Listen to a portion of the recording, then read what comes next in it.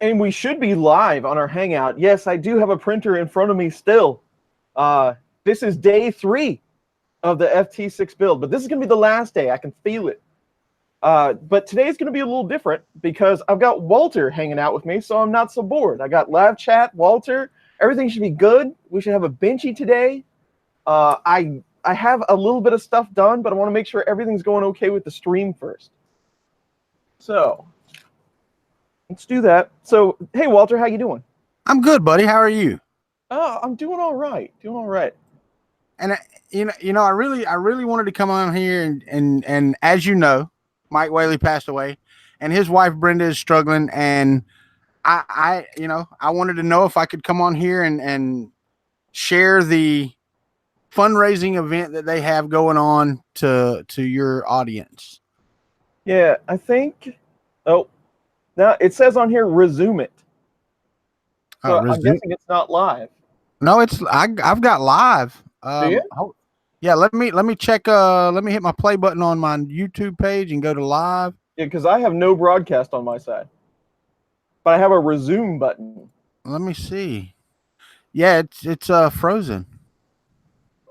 Let's hit resume and see what it does. Okay. No, so that tells me the call that I hung up the call. No, I'm showing live now. Oh, good. Yeah. So, yeah, everybody says you're live there. So, because there's no chat either. It looks like there's like 2 different things going on here. Oh no, I've got chat. Yeah, no, they're on the page just chatting away. Well, then something is all messed up on my side. I think that crash hurt your computer more than you might think. Man, I'll tell you what, computers are hard. Yeah, no, I just clicked live again, and it's absolutely live. So, well, good. At least something's looking somewhere. But it is bad quality though. I mean, it's So there's the chat. I can watch the live stream, but I can't see the like in the Creator Studio or whatever. Right? Can't see that portion. Huh. So anyway, so chat's here. So I'm comfortable with it being live then. Computers. But anyway, yes, that is very important, Walter, and I'm glad you jumped on and you we talked earlier today and you reminded me of that, and that is important. I know I have donated for the cause, but if anybody can spare it, that is yeah. I do have the link, and while I'm here, I'll generally do it, and I'll say something about it every now and again. But guys, if y'all haven't and you are able, there's the link to the Facebook fundraiser that Mike Whaley's wife has set up. In case you weren't friends with her, or you hadn't heard about it, hadn't been shared to you, and you're able to get over there and click on it. I'm just going to sit here in the background. I'm trying to get my coffee maker working. I'm trying to get the TiVo little monster to print some stuff. So I'm just going to sit here. When Chris wants to chat with me, then I'll be available for a little bit. But other than that, he needs to build a Folgertech. I do. So let's start. Again, I had another computer crash, so I have no idea. Half of this stuff that I have no idea what's going on. So here's where we left off. So one of the motors, one of the X motors, was turning in the wrong direction. I can see chat now. Thank you. One of the X motors was turning in the wrong direction. So on this build, they have taken, or not, X. So they have taken the X motors and they have split them out so that they will be driven by one driver. And they've used a PCB to do that. So you have the motor cable going into the PCB, and then it's split out into those 2 motors. Well, I guess there was an issue on that PCB where that connector, that the connector for one of the motors was flipped. So, but it's just the pins. So I just removed the white plastic connector, flipped it over, plugged it in, and everything was working just fine. I've also been in contact with Folgertech. I talked to John Folger, and he said that I got one of the first kits, and there were some mismatches with the wiring and a few of the different bolt configurations and things like that. So he is going to send me all the extra parts. Massive delay in between video and audio, and quality is trash. Yeah, I mean, even like just like in Google Hangouts, normally, I don't know how my picture is to you. Normally, I'm pixelated and you and Glenn are nice and clear. Yeah, you look like you're at about 360p for me. Let's see what's going on here real quick.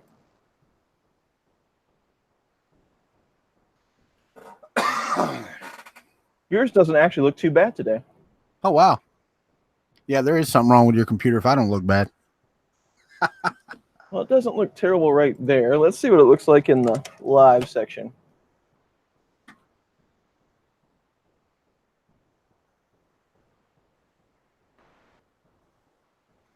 I don't know about you, but the beta studio or whatever that YouTube's trying, not a big fan.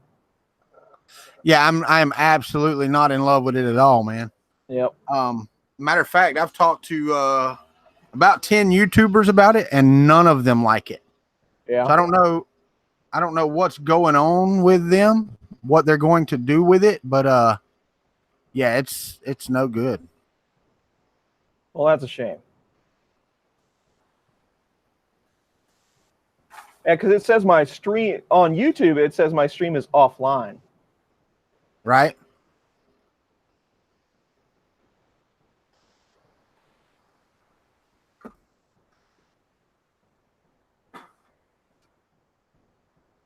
Let's see.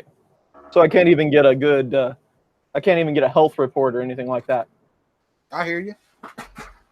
Oh, wow. I'm cleaning out this coffee pot with vinegar, and there's a whole lot of black stuff in the bottom.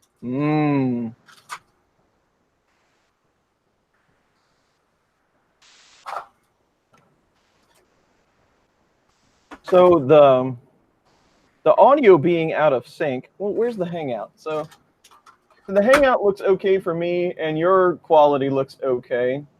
You're actually, you popped in for there for a minute. It was good, and then it's falling back out. Yeah, so it's in and out.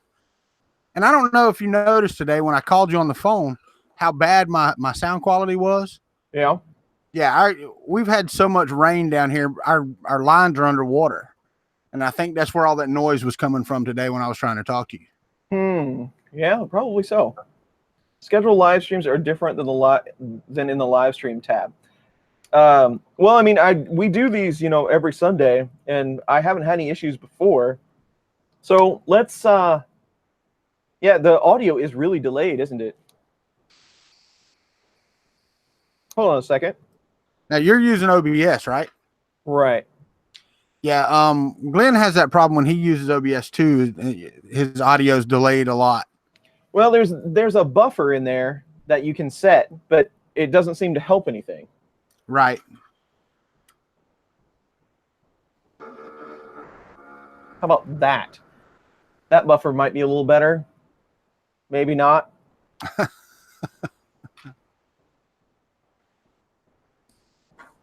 We might have to deal with it.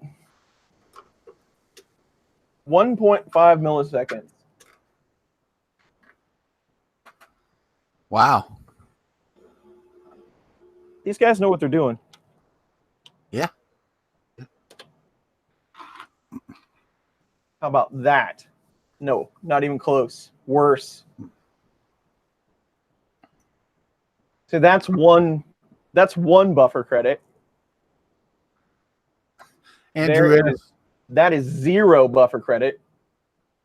Andrew S said, for once, Walter looks better than you. Yeah. Just build. Thanks, John. That's what I really want to get done here. We'll see if YouTube pans out a little bit. We'll see how it goes, because it still tells me that my stream's offline. So, oh, they're tabbed out now. Oh, wait, maybe I'm onto something here. Hold on. Stream okay, 720p stream. So that's not good.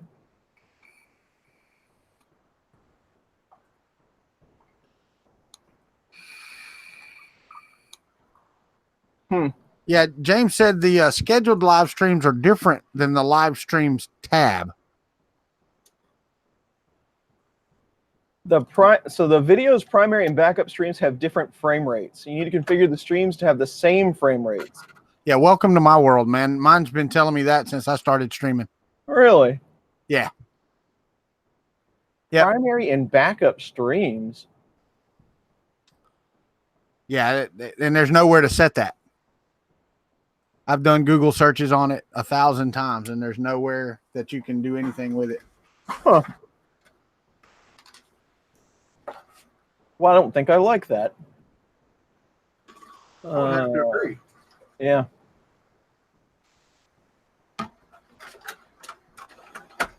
Max B frame too. Okay. We're just going to have to build and deal with it. Sorry, everybody, for the lag, but I'm behind this printer anyway, so. Okay, so that's where we left off. Parts are on the way. We were missing some parts. That made things a little more difficult. I had to sub in a couple of wires of my own. I haven't put any zip ties on it. But it should be pretty much ready to print. But we do have a couple of steps left to do. Like, I have to finish building the electronics box. And there are some wires that run through this box, and I would like to get them fed through, then start a print, and then I can finish building the odds and ends while it prints. So that's the plan. So let's take a look at the directions one more time. So let's plug in. So I did spin it one way, so you're seeing the back of the printer right at the moment. We'll switch to other cameras in a minute. Let's get the wires for the LCD set up.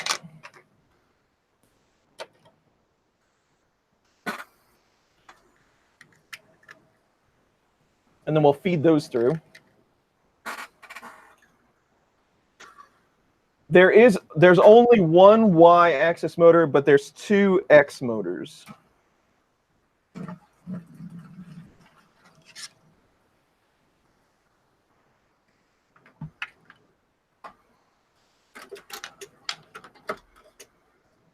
And this goes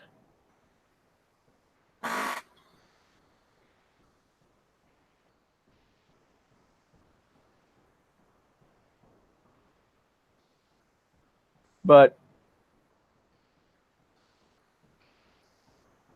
I hope 100% that this will be the last FT-6 stream. So I'm kind of tired of working on it. I need to get it off my table. Yeah, Mitch just came in and said that bed can't be flat at all. No, it's not. It's got, it's humped. It's actually higher in the center.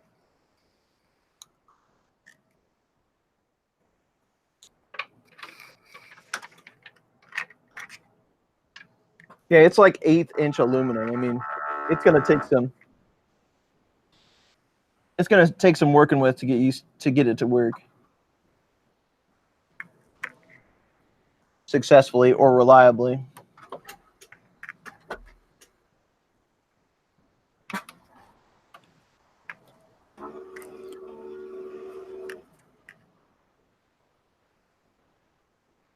I wonder if the LCD is configured in the firmware correctly, because it did not come on.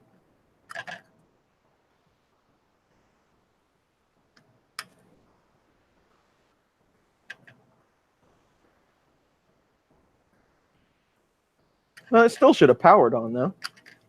And it should be powered by 5 volt. And the printer is turned on. That's not a good sign. Maybe I got a bad screen.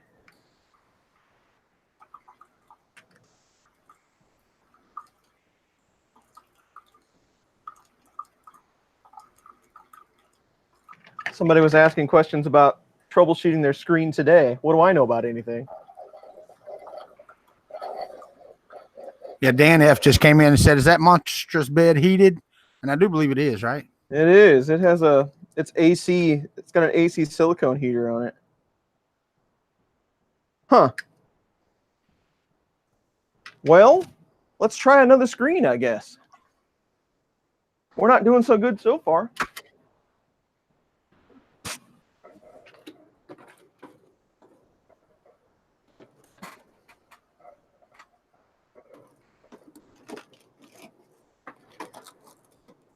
If I can find one.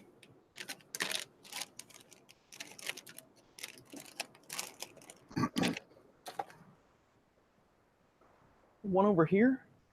I just saw one. Seems like with this build, with the FT-6 build, I have spent more time looking for things than I ever have in my whole life.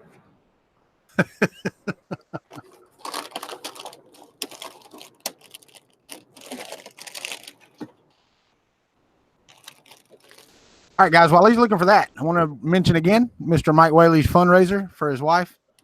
They are getting very close to their goal, but going over their goal would be very good to help her put Mike to rest and take care of anything else that she might have. There's the link to the Facebook donate. Appreciate every bit you can do. If you were talking at me, I missed it. No, I was not. I was talking to the chat while you were looking. Thank you. What's up, Mapro 6? I see everybody out there, and I did see Michael Fox say that he just finished a bear, and he's hoping it doesn't blue smoke. Yeah. Blow out some blue smoke. Yeah. Yeah, there's something going on here. Ooh. Is that feedback from me or you? No, man, that's this Keurig over here getting cleaned out with vinegar. Mapro 6 says, when do I think I'll be back in Orlando? Probably the 5th and 6th and 7th of July. That's my wife's birthday weekend. So I'm going to try my best to take her down there and let her watch that big fireworks show that they put on for the 4th of July. Okay, so only thing I can figure now is the firmware was not configured for a screen at all. And this gets dangerous because now I have to plug in USB, and that's brash territory.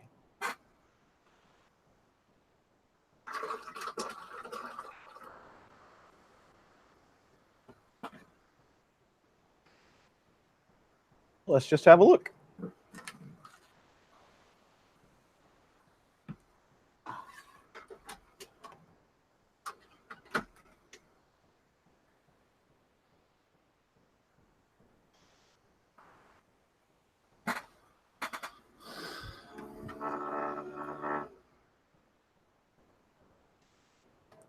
Man, that smell of just really hot vinegar is so great. Gotta love it. No, it has a full graphics smart controller configured.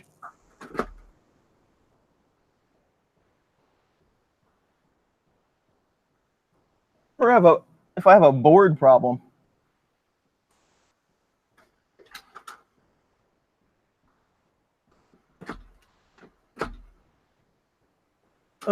You know what? On these, on maker-based boards, I haven't used one in a while. But I want to say, no. I'm gonna say maybe there was an adapter for these, but there's not.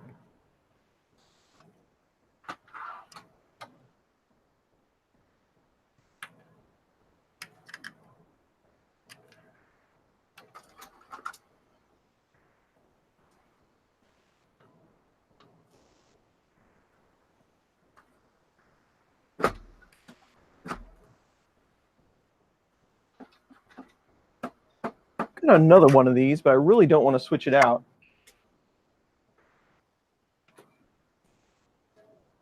Oh. This one has been flip-flopped. So the covers that are over the LCD pins are opposite of the other maker-based board that I have. Nice. Yeah. Don't you love it when they just change stuff up for no apparent reason? For no reason? Yep.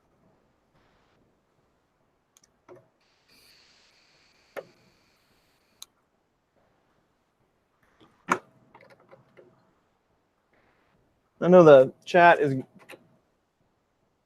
Yeah, they're flipped.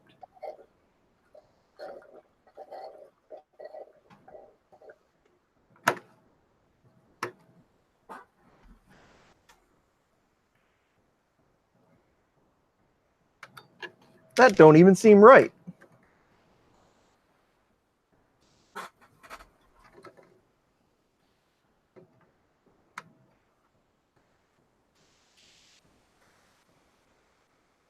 But a pretty easy fix if that fixes it. Oh, and by the way, we skipped some bolts on this cover that were underneath. I put those in just so if it makes anybody feel better. I did actually put them in there.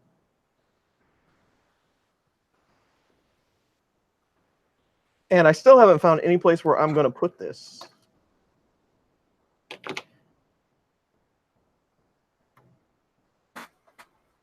Yeah, you were saying that today, that once you get it printing, you got to figure out where you're going to put it, right? Yeah.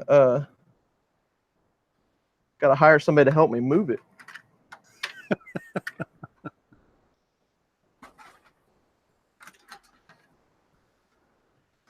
Okay.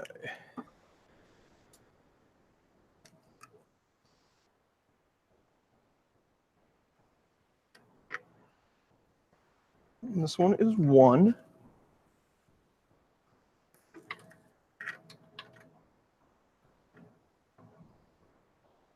This one is 2.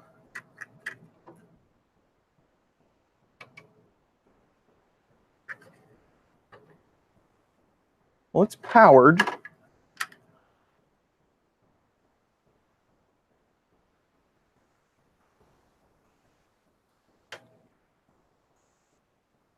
Didn't I read the manual? I did like 10 times.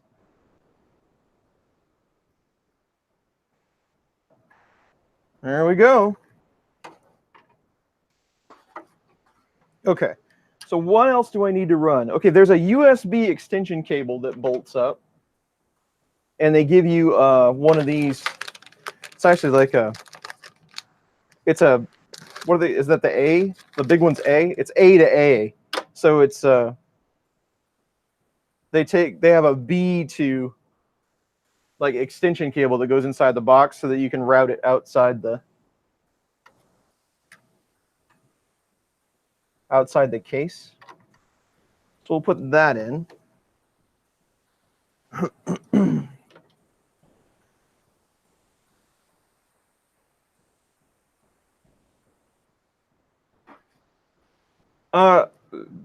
Ron's probably talking to somebody else. I always use grid. It's too big to take out of the basement. I'd have to measure it. It's probably really close. I do have a walkout door. I wouldn't want to try to take it up the stairs. I can tell you that.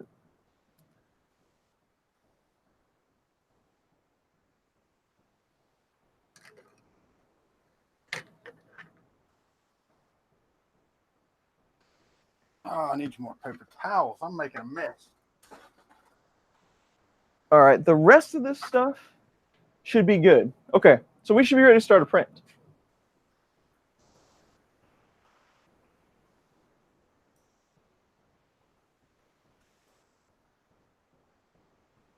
I have no idea how I'm going to get any sort of camera angle on this. So I don't think the arm's big enough to get in there.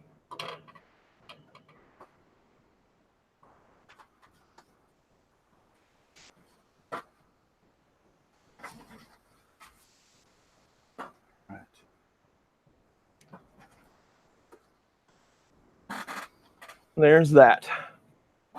It is kind of nice that you can just kind of lean on it, put your forehead on it, take a rest.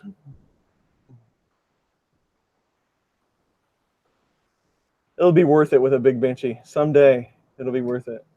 I'm going to heat it up and try to take a look at leveling, but I'm probably just going to level it enough for a Benchy on the fly.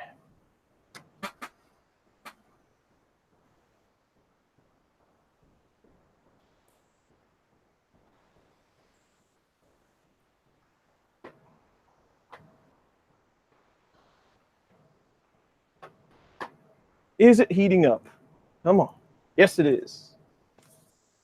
I can feel it. I can feel the Benchy. Clicked wrong then. Okay, gotcha. Ron, happy extruders here. Well, I guess I should pay it. Michael Cassell is here. Tom, the 3D printing llama. Jake from State Marm. R. Wolfen. Video looks blurry. Yes, something's going on with the stream today. I'm not sure what's up.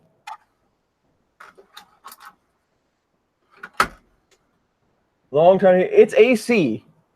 It heats up really fast, actually.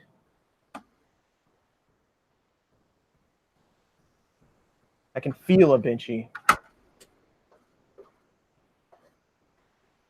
It is already up to temp, so about 45 seconds to 60 degrees.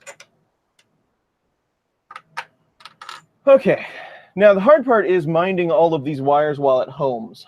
Once it takes off, it should be okay. But for now, I'm just on a leash. This is going to take some sort of interesting wire setup. I'll have to look and see what other people have done, but it almost needs something to hold it up. Like I'll have to put like a piece of nylon in there or something to make it arch a little bit so it keeps it out of the way.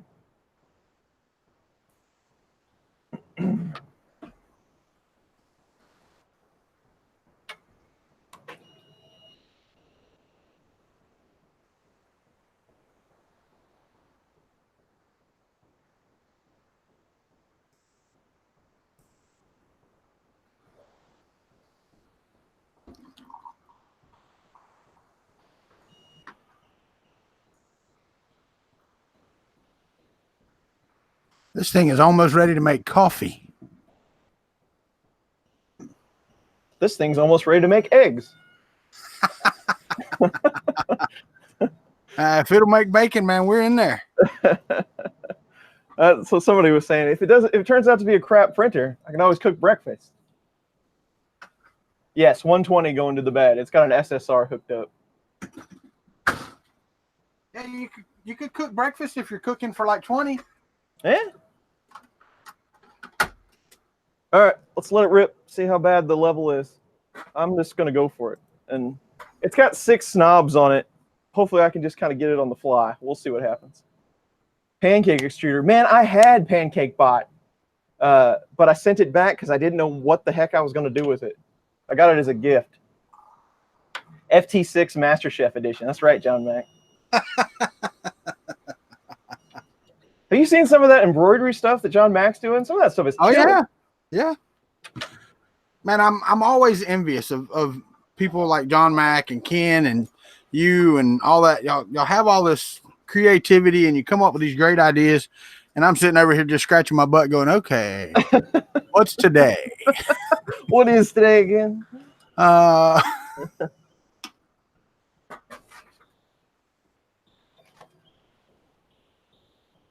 Ooh, man. Got to run another tank of water through it because the vinegar is strong with this one. We have no stick.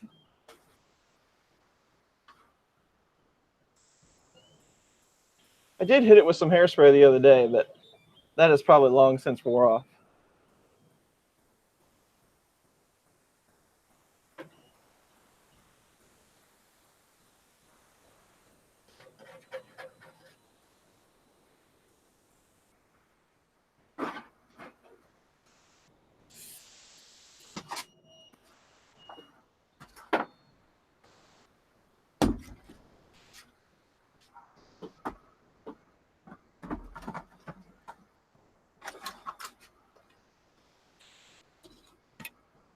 Yeah, I don't know how warm, the edges of it are going to be. I mean, it's aluminum. Eventually, it would be pretty warm, I guess.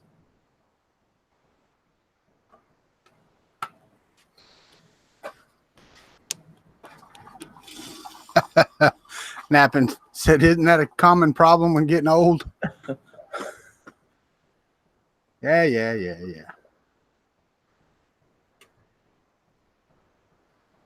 All right.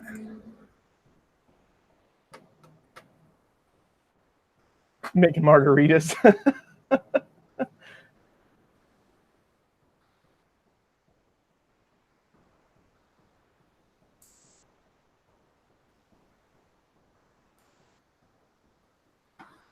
No, I wish I was making margaritas, but the margarita maker is broken.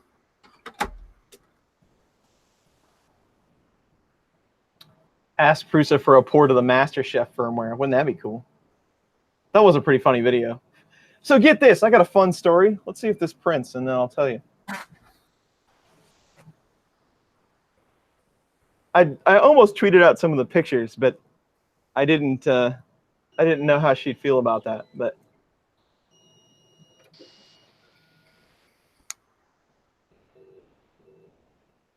that corner over there is way too low. I think my end stop's adjusting itself, maybe. Ow! Yeah, this is a lot lower than it was last time.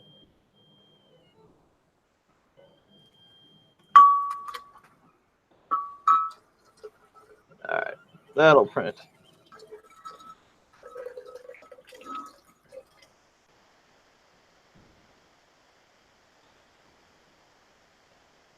So my mother-in-law is retired, and she goes on vacations and whatnot. And she went on a cruise to Eastern Europe. They went to it's quite a ways out there. They went to Hungary and a couple different places, but one of them was Prague. And before she left, I told her, well, you got to go to the Prusa factory and tell Joe, hey, from Chris Riley. And I kid you not, she sent me pictures today of her in the Prusa lab, on the Prusa showroom, next to all the printers. I was so jealous. So I'm so into 3D printing, even my mother-in-law visits Joe Prusa.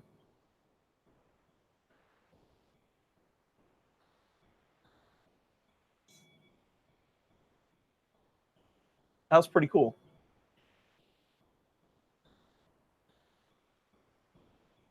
Okay.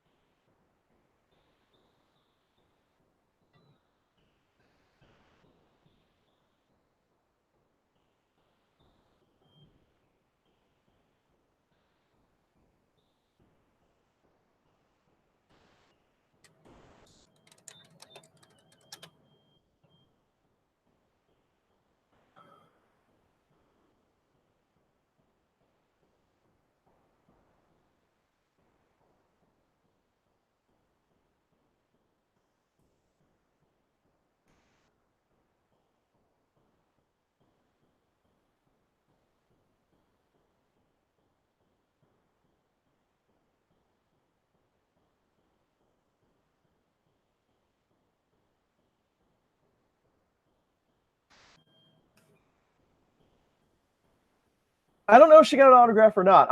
She didn't tell me, but fingers crossed.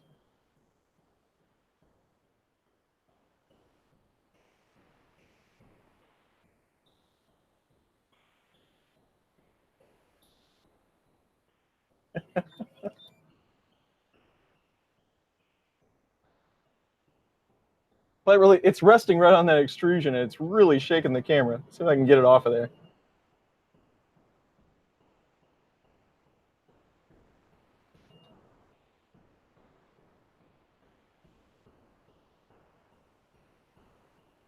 I think it's just shaking the whole table.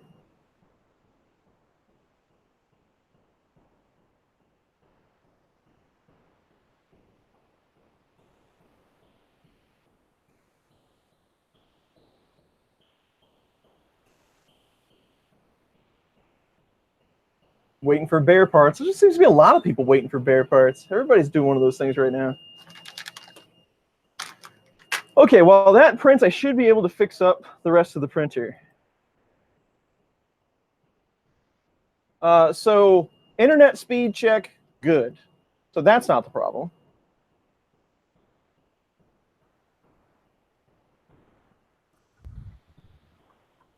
Let's try this again.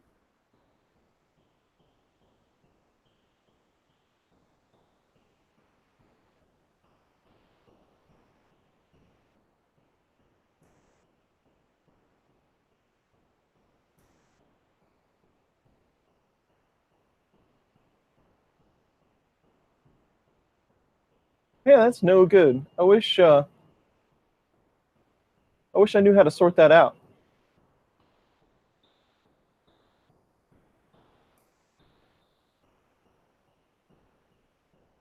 Yeah, wow. I can't believe the quality on this is so bad. Connection speed, network activity, buffer health, live latency.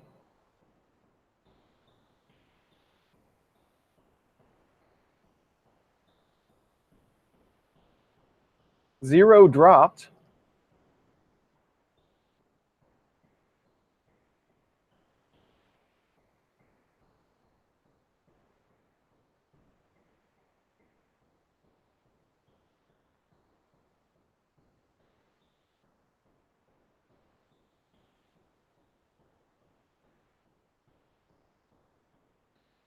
Let's see what there's there's really no settings in Hangouts, is there?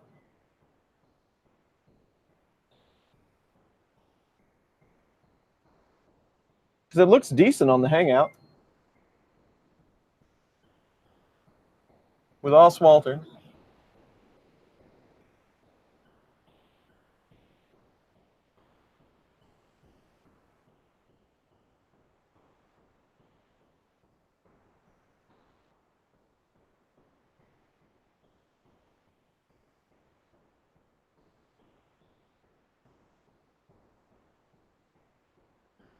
That's the worst part too. Sometimes if you watch these back, they will fix YouTube fixes the quality for you.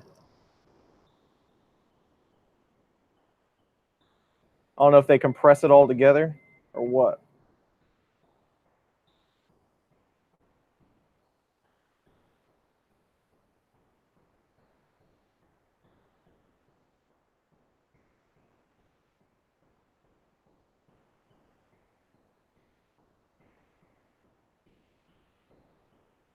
Whatever it is, it doesn't like it.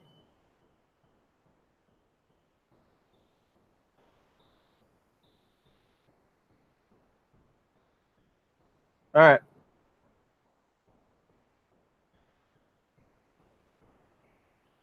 I guess we'll keep building. Cleared up a bit after you reconnected.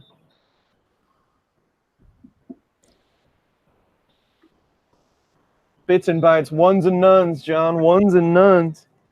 Okay. Get back to the part why I'm here. So, Chris, I'm sorry I keep dropping out on you. yeah. The power has blinked off here twice. So I've cut the air conditioner off and cut the Keurig off. I did get a cup of coffee made. Well, that's good. But the power, as soon as I said, let's try this again, the power cut off again. So I do apologize for that. Oh, that's no problem. I'm just standing here. I understand. So I have to put this LCD in the faceplate. And they want me to use some 20s. Where's my ruler? I think all I have left is 16s. There's a 20. Right. Cross your fingers. I'm going to try to turn my air conditioner back on because it's already up pushing 100 in here since I turned it off.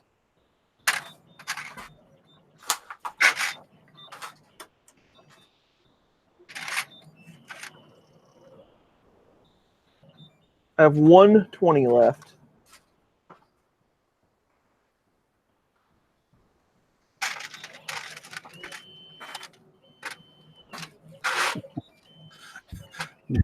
John Mack says I need a standby generator. But even that, you still got, 30, 40 seconds a lot of times till it kicks on. So you'd still lose connection. So I see it's printing a Benchy. It is. It's going. It's shaking like crazy. How much more do you actually have left to do then, other than wire looming and cleaning it up? I got a lot of wire cleanup, but I have to put the LCD screen on the plates and button up this box here, but that's about it. So not much.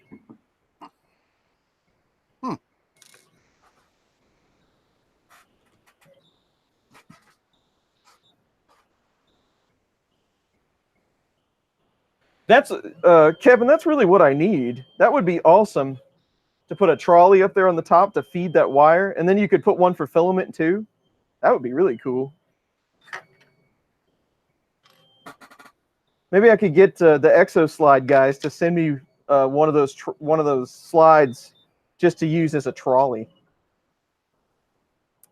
I really want to build something with those Exo Slides, but they're kind of pricey. I mean, like to get a kit for a Hypercube build is around 150 bucks. But they are really impressive. Now, what's the difference between those and just like linear rails? Because I don't know. Well, there isn't anything really different, and there probably wouldn't be a plus over one or the other. But the Exo Slides are they're so much simpler to get all configured because they just snap pretty much on the top of the rail, and they've got these really killer bearings. It's pretty much mini rollers on a sled. Oh, I got you. Yeah, so it makes it really easy to throw a printer together, or I would think. And linear rails good linear rails probably cost about the same, or more maybe.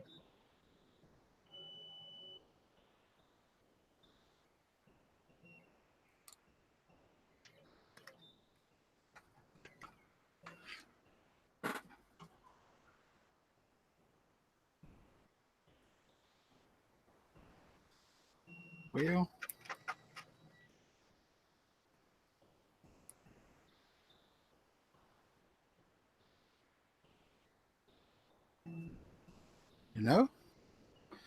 I think if I get my bottom layer to the right height, Chris, I believe I might have this this blade for this expanding lightsaber. Yeah. Yeah, because I mean, there's very, very little. I may set it just a little bit more, man. I mean, there's a little bit. I've got a little bit of little boogers inside that are touching, but it took very little to break it apart this time. Well, that's good. Yeah, because I really want to get one done for my granddaughter for her birthday, and that's coming up in a hurry. Does your family have a bunch of summer birthdays too? Well, it's that winter cuddling. Yep. Yeah. No, we actually have, starting in July with my wife, we have July, August, September, November, and January. But the Januaries are son-in-laws. So Gotcha. yeah, we've got July, August, September, and November. So yeah, we've got a ton in my family. We've got a ton right in a row, and they're mostly like beginning of July. I'm July 17th. Yep. Somebody was celebrating Christmas early. Yeah. You can definitely tell there's no part cooling fan. You can already see the curl.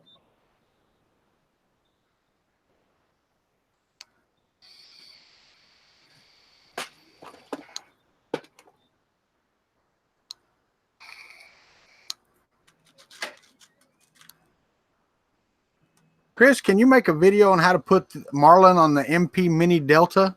Yeah, I saw that, and thank you for reminding me to answer that. Probably not. I have toyed with that before. I've thought about it. Those are 32-bit boards.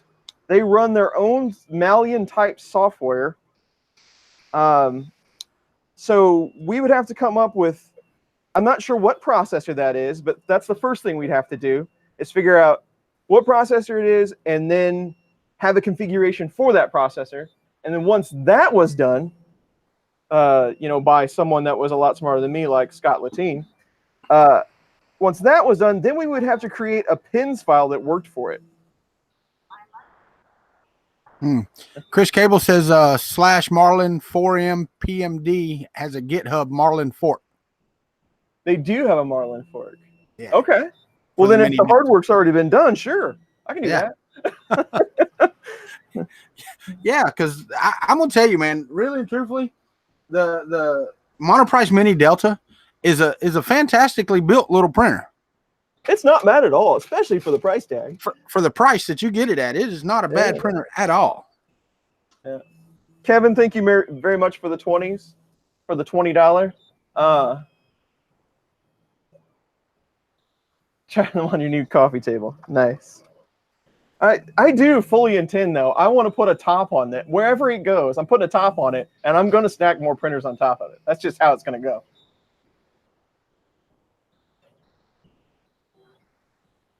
Wait a minute. Did I just see John Mack put that all he has is an ANET A8? That's not true, John Mack. Come on now. That's all he's got right now? No.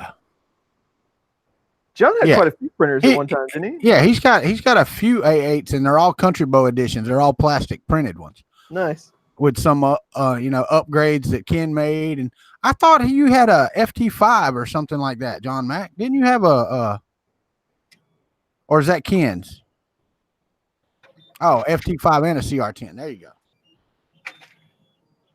But I think him and Ken printed like 14 or 15 ANET, the Country Bow style printers.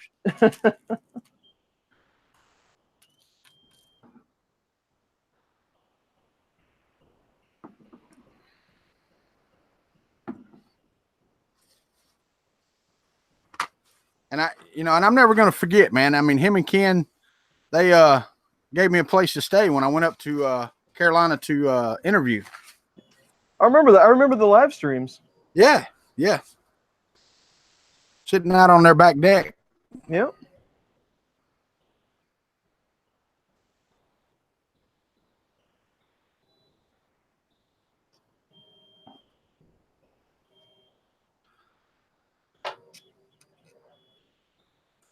I'm going to throw this reminder out there again. Mike, fundraiser for Mike Whaley, good member of the 3D printing community. His wife is raising money for expenses to lay him to rest and, just pay the bills. She got denied. She was getting unemployment for being a caregiver for Mike. And as soon as he died, they stopped her unemployment, and she's got to put in for it again. And it's going to take up to 3 months for them to even consider her again. Wow. So she's, out of any type of income for, 3 months. So they are at $1,651 of $2,000 raised. I pasted the link in there. If anybody has it in their heart and in their wallet to go do so, then that would be much appreciated.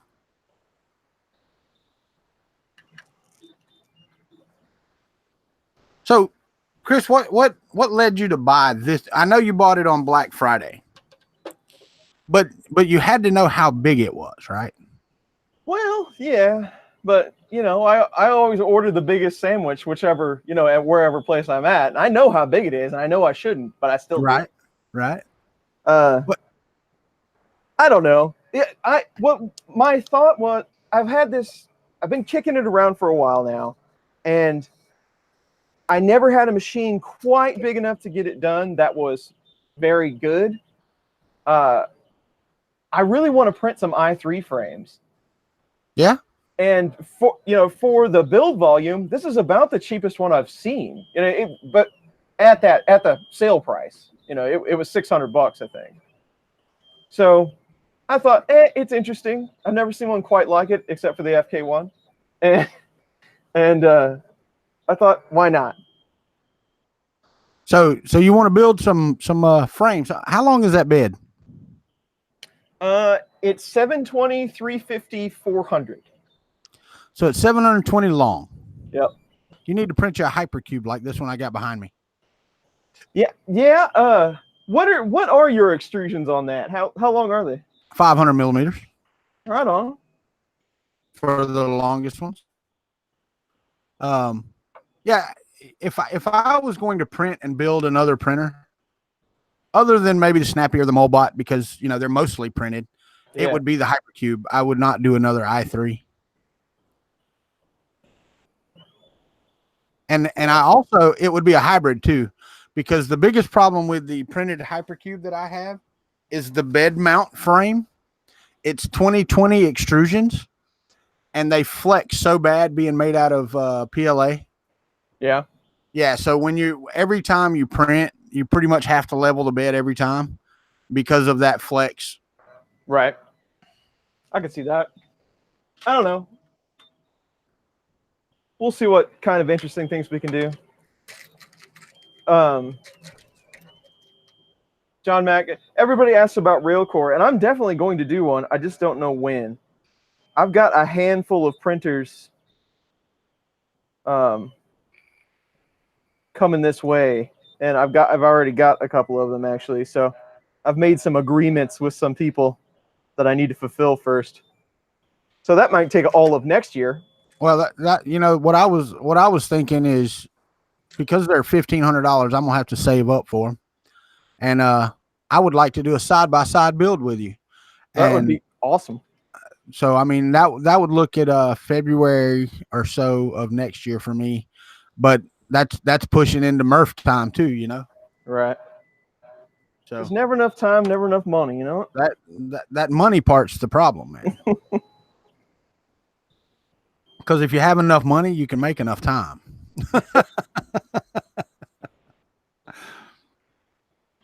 All right.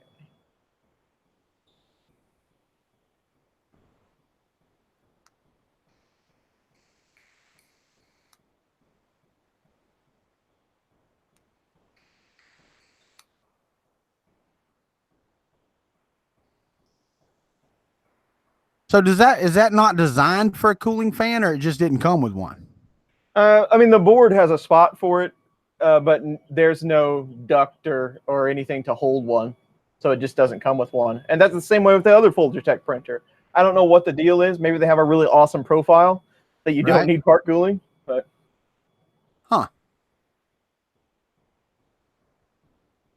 because I know there's got to be one on Thingiverse for it.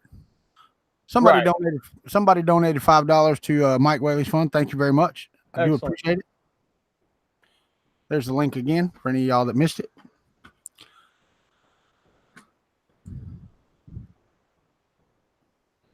And there are a lot of people in here. I went down the list of people that have donated money, and I would say it's half of them are from the 3D printing community. I have no doubt. It's awesome. These are some of the most supportive people in the known world. Hey, Chris, Andy Podmore asked, what board is that running?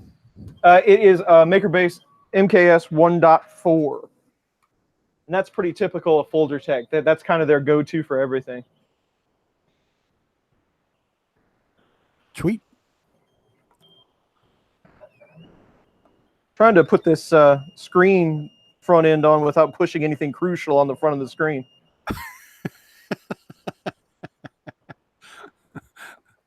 Yeah, let's don't stop it while it's printing. Yeah, I'd rather not. So I'm not starting it again. Hey, Teresa is here. It's not that quiet. No, it's not. It's a beast.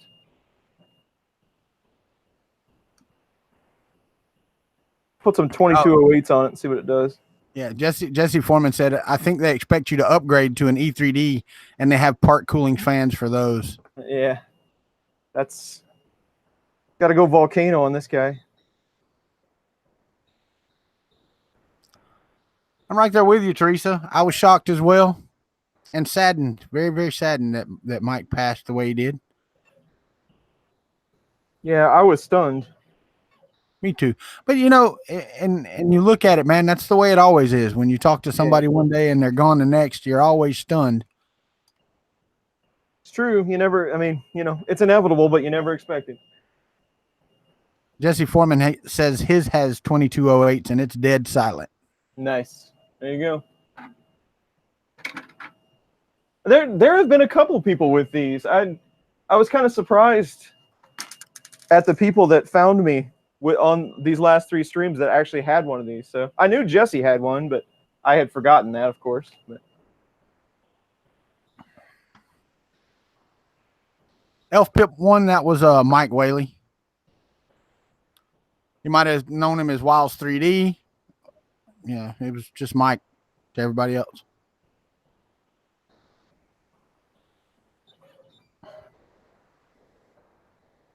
I think Mike was the only one that could rival you in stream time, Walter. Yeah, well, when you have nothing to do but sit there and stream all day like I did when I was out of work, you can rack them up. That's for sure. Yeah. I can't pronounce this man's name. His last name looks like Zhang. Chris in chat, do you know when and what is the next big 3D printing event that's coming up? And he got upset we didn't answer his question. The problem is it depends on where you are. I mean, yeah, there's really only 2 that I know of, but I heard that there was another one, but I don't remember what it was. But there's really only 2 that I know of large 3D printing events in the U.S. I mean, just 3D printing events, and that is MRF and EARF. Right. And EARF will be in October.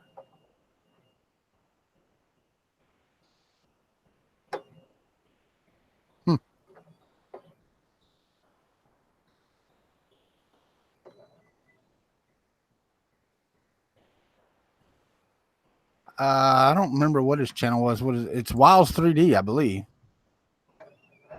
I have to go find it. I think that's right. I have to go out here to my subscriptions and see. And I'll paste it down here for you.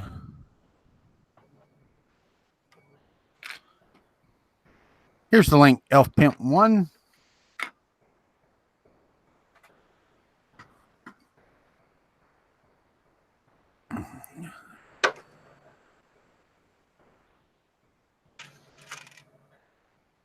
I did talk to Brenda, Mike's wife, and Candy is going to continue in 3D printing. And Brandy did say that after all this is settled down and everything's done and all that, that Candy would probably be joining into our streams and saying hello and asking questions when she has them and stuff like that. That's good. She was very happy that Mike had passed that on to her about the 3D printing stuff. So.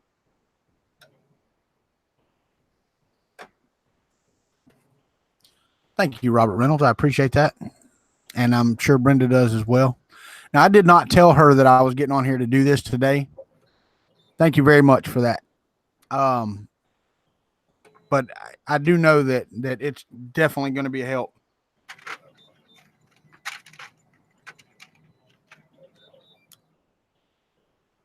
And she has, Teresa. Candy has been on a few streams before. Kyle Davis said the Prusa Mark III extruder on the Ender 5 is crazy good. I'll bet it is.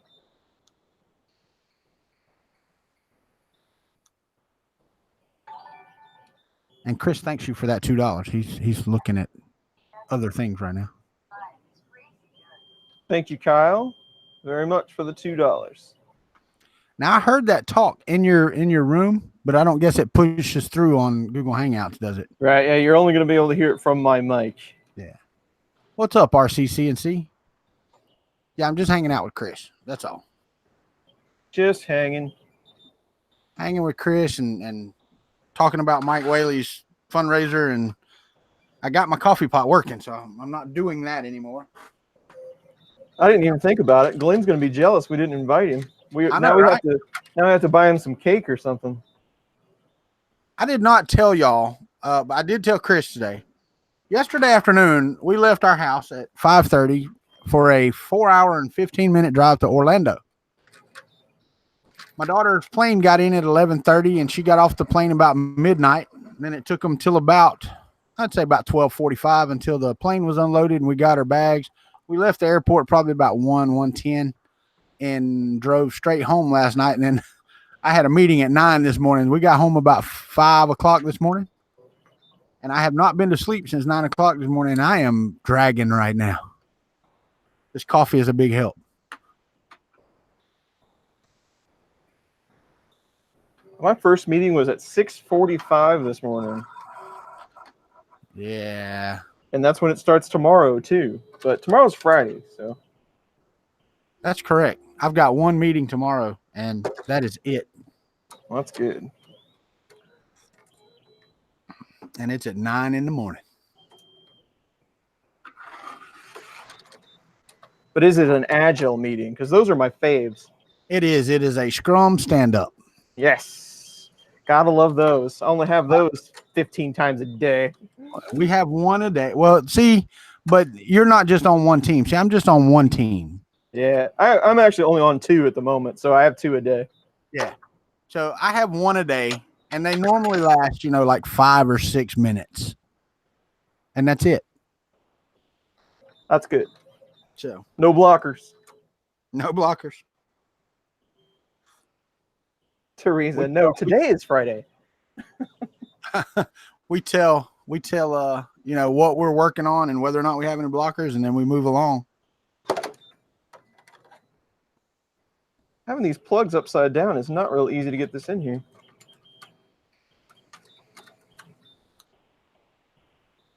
RCCNC said, at Chris Riley, you must have got the stepper issue figured out. Yeah, it was the PCB was configured backwards.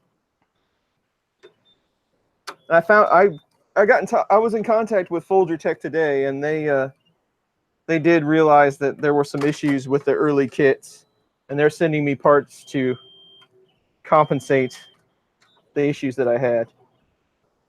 So that's cool. Yep.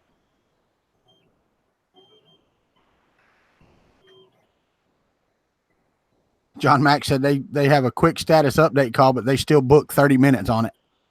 Yeah. Nope. Ours is actually scheduled from 9 to 9:10. That's our whole meeting. Every now and again we do run over if somebody has a blocker or something like that, but normally they're 4 or 5 minutes long and we're out of there. I think ours are scheduled for 15, but they're usually pretty quick. Yeah. Well, and the cool thing is now, I don't know if y'all use Microsoft products or not, but we were using GoToMeeting before, and the company decided to stop paying for that since they have an MSDN subscription. They now use Microsoft Teams. Yeah, and which I like, but it has some issues. We can be on a meeting for about 5 minutes, and then my voice voices just start breaking up really bad. And if they hang up and come back, they're really clear.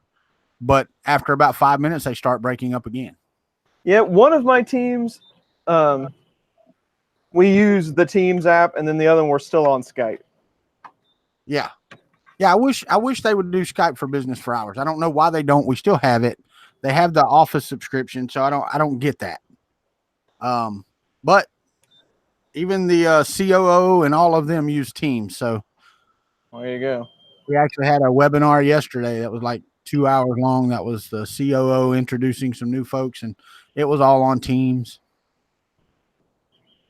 Nappin's on here, so I'm gonna. It's gonna be good that he can't see me just cramming wires into the side of this. It's okay. You can't see them; they're fine. This will probably require a fan, though. I would think it's kind of closed off. I mean, there's air holes front, back, and on the top, but with that SSR in there and everything, a fan might not hurt.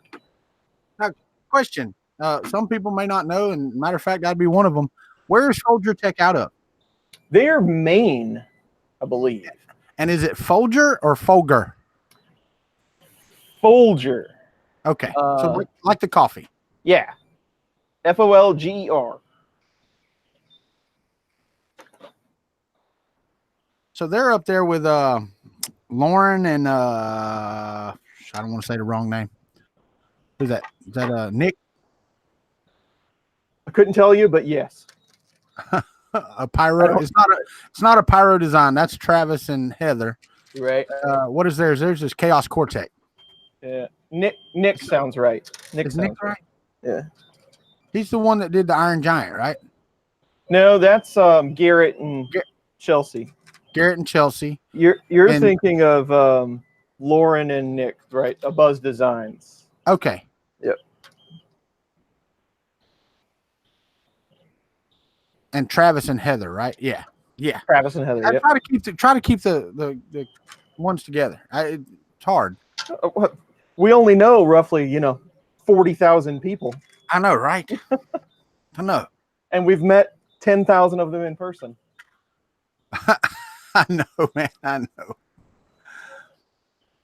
I did not know it, man. And I still don't know the exact number, but you are at 15,000 subscribers, dude. That is awesome. Crazy, isn't it? It is. I never thought I'd be that high. I'm It's pretty impressive. It's kind of scary a little bit too, though. I mean, I was like, wow, now I actually have to, entertain people or something. I feel a little obligated now. Yep, I am at 1,402, which is freaking amazing to me. It's really cool because you do some cool projects, and I work on things here and there that are pretty cool. But most of the time, I just sit here and run my mouth. Well, that's cool though. I mean, people actually enjoy it. I mean, that's the only thing that really matters. If people are digging it, keep doing it. Andrew Murphy said he came here by mistake and he stays now. So, well, glad to have you. It's really funny, guys. For those of y'all that weren't there last year, I went to Murph last year. Nobody knew who I was, which was cool. You know what I mean? I had been. Matter of fact, I don't think I'd ever seen one of Chris's live streams at all. Not this past Murph, but the one before. And I think I surprised him, and I think it surprised Chris at how well he was known at Murph when he got there. It very much so did. Because at that time you were what, 1,100 subscribers? Yeah, around that. Yeah. I think all 1,100 were at Murph. I believe they were. I think all of my subscribers were just the hardcore 3D printing people at that point. But I will promise you that none of them were as loud as I was. No, they were not. They were not. I knew you were there, Walter.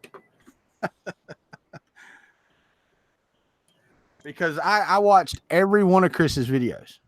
And I still watch all of Chris's videos. Sometimes I don't get to see them when they're live, but I do watch all of his videos. That's awesome. Yes, Elf Pimp 1, it does.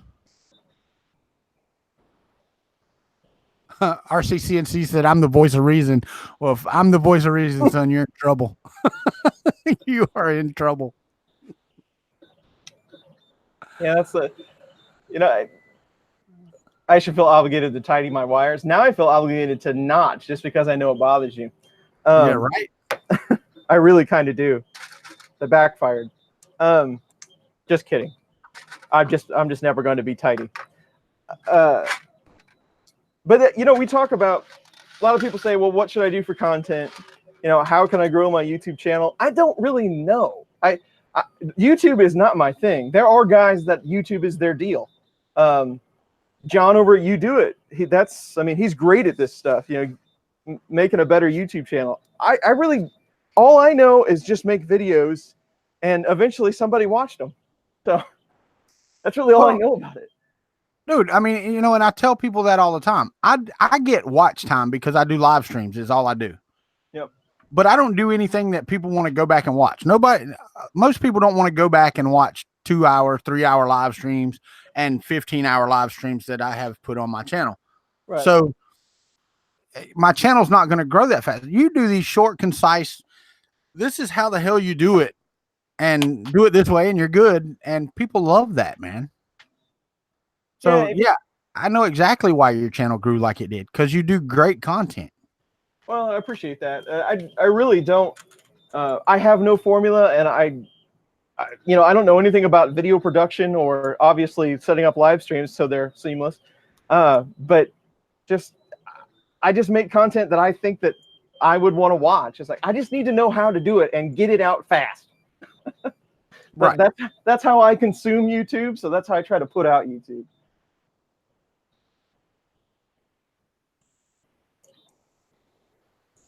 Yeah, I know, Mad Mike. I know. And, every now and again, I get lucky and I do some good content. I'm going to tell you right now, one of my most viewed videos is the unboxing of the Mark 42 Orballo bed, which worked really great. Not going to say anything about it. It worked fantastically. And then one of my, I think a close second is the disassembly of the, what was that thing called? The Philodry? The Philodry. I was going to ask you if that was a big one, because I sent everybody that asked me, take it apart. I sent them over there. So hopefully they found it. Yeah, the Philodry. That's what it should have been. I have a box for these bits, but I don't remember where I put it. So it is 100% done, other than really messy wires, which I'll have to take care of. And there is a spool holder that goes on top, but everything else is complete. So we made it. We did it. And look at there. It only took you 1 hour and 10 minutes. You figured it would be about 2 hours. That's right. So now you need to get out your spray can and put some graffiti on all that white down there, because that's just too much white, dude. It really makes me want to get out the white markers, the whiteboard markers. Yeah, right. I mean, I'll start making all my videos on this and my notes. There you go. Put some formulas or something on it, and at least make it look smart. That's the only thing I really miss about the white tabletop. The videos didn't look all that great, but I could make great little drawings that didn't make any sense to anybody. I really like that. Thank you, Mad Mike. And yeah, the feed is fuzzy. It's been that way since the beginning. I really don't know why. I mean, Chris is even fuzzy to me, and normally him and Glenn are super, super clear. Let me see what the live stream looks like. Yeah, it says it's coming in at 720p, but it looks more like 280 to me. Yeah, and I have no idea why. I mean, I don't know if just my YouTube feed is bad. I hate to have to restart it, but my internet's good, and OBS is the same as it's ever been, so I have no clue. Well, yours is better now than it was earlier, but then it just dropped off again. So yeah, it's something on YouTube side, I do believe. It's got to be. I mean, this says like live latency is 8 seconds or something. Who knows? Yeah. Connection speed is 8,400 kilobit. So how many? 8,400 is what it says. Oh man, kiss my. I have to cap OBS at like 1250 kilobits per second just to get a stream that doesn't buffer. That is no good. Nope. So I collected all but about 5 of my empty spools, and I put them on an old clothes rod for like a full-size closet, and I just hung them on the ceiling to get them out of the way. And I want to say there's 5 or 6 more that I didn't hang up there, but it's completely full. The rod's completely full, and I'll do a quick count for you.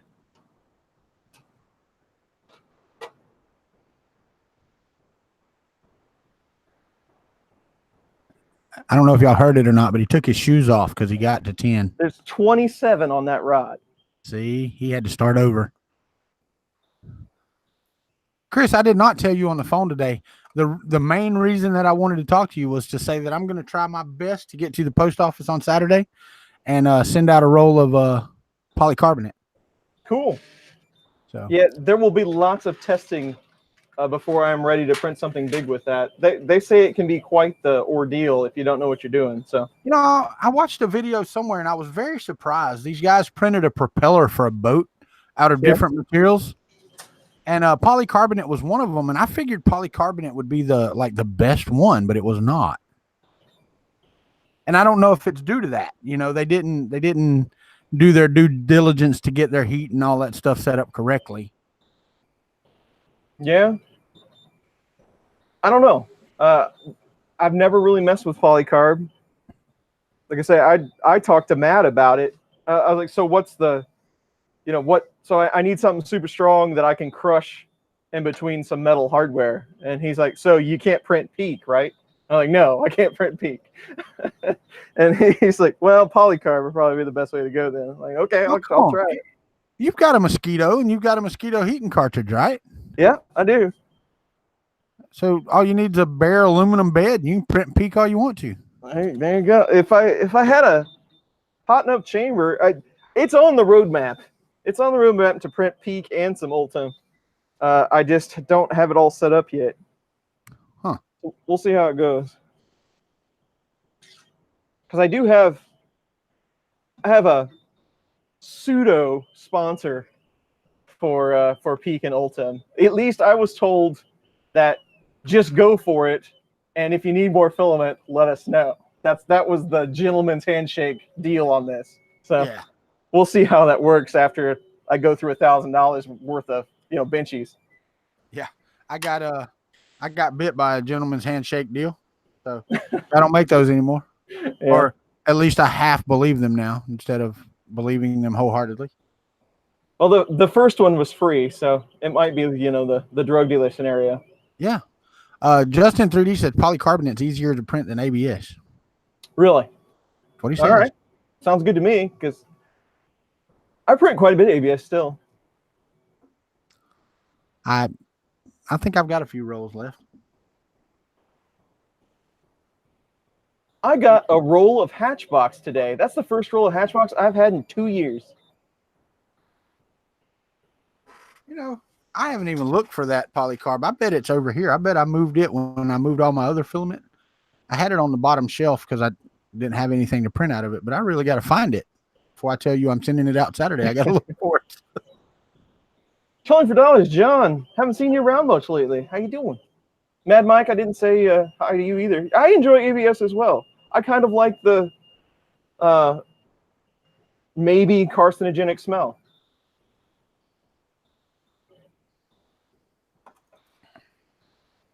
Yeah, Peak and Ultim, have you, just in 3D, have you tried the nano adhesive? You probably can't see that. Try to get a hold of some of this stuff and try to print on top of glass. This is the darndest stuff you ever seen. So good that you're going to break glass eventually. Oh, no worries, John. I just want to make sure you're all right. Yeah. How many of those did you end up with, Chris? Because I think I ended up with like 5 or 6 of those. Yeah, I have a jar of it somewhere, but I got 3 or 4, I think.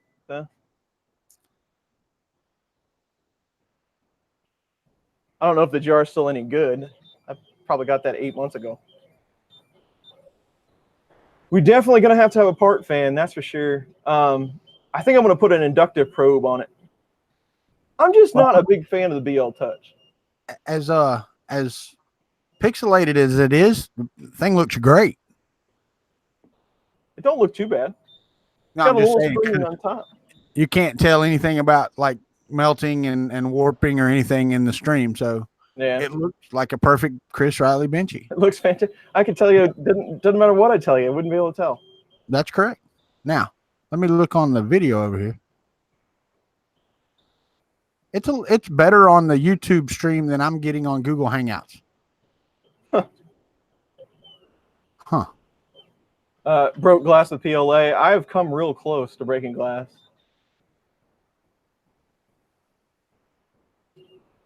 I would say I have roughly 35% of the second snappy parts printing one at a time on a snappy. That's doing pretty good. Pete C said it looks yellowish. That's about all he can tell about your Benchy. It is yellowish. He got that part.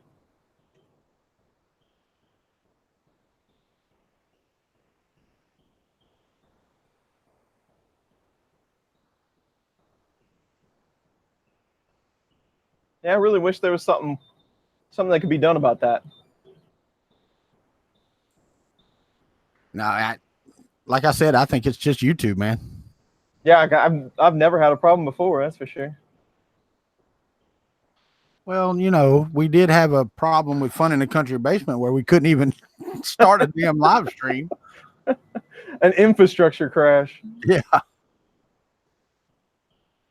Well, you know, and the thing is, though, I get it because, you know, Google and YouTube and all that's one company, and I get that. But when you're so intertwined that one little piece of your business goes down and it takes half of your other businesses down, it's not a great thing. No, that's no good.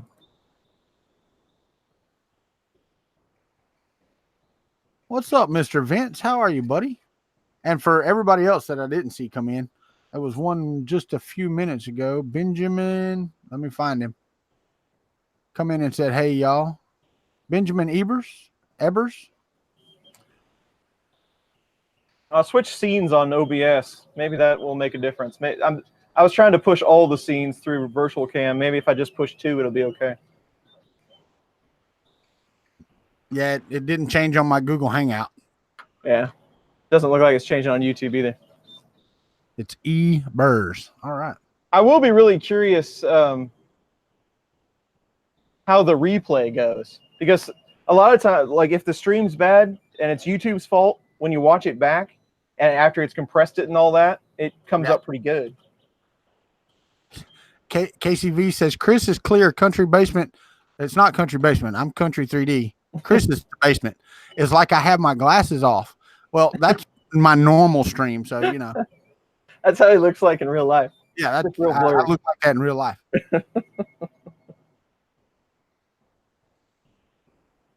One of these days, I'm going to do the whole live stream with one of those Snapchat filters on, where everybody's like talking like this or something stupid crap with the little pinched lips, and a little nose and big old eyes. And I'd watch. I'm gonna see if that'll go viral.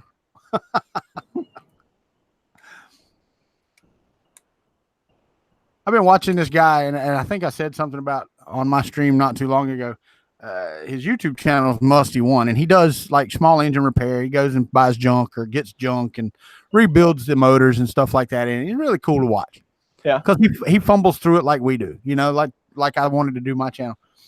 And I've watched his channel grow. And the other day he went and bought a new garage with a forklift and everything else, and it's all because of his YouTube channel. Wow, that's pretty cool. Yeah. Hey, Sergio, how's it going? Casey said he caught the country basement thing after he typed it. Sorry. There's no need to be sorry, man. I'm just giving you a hard time. Mad Mike said when he gets to meet me, he's going to take his glasses off so it feels real.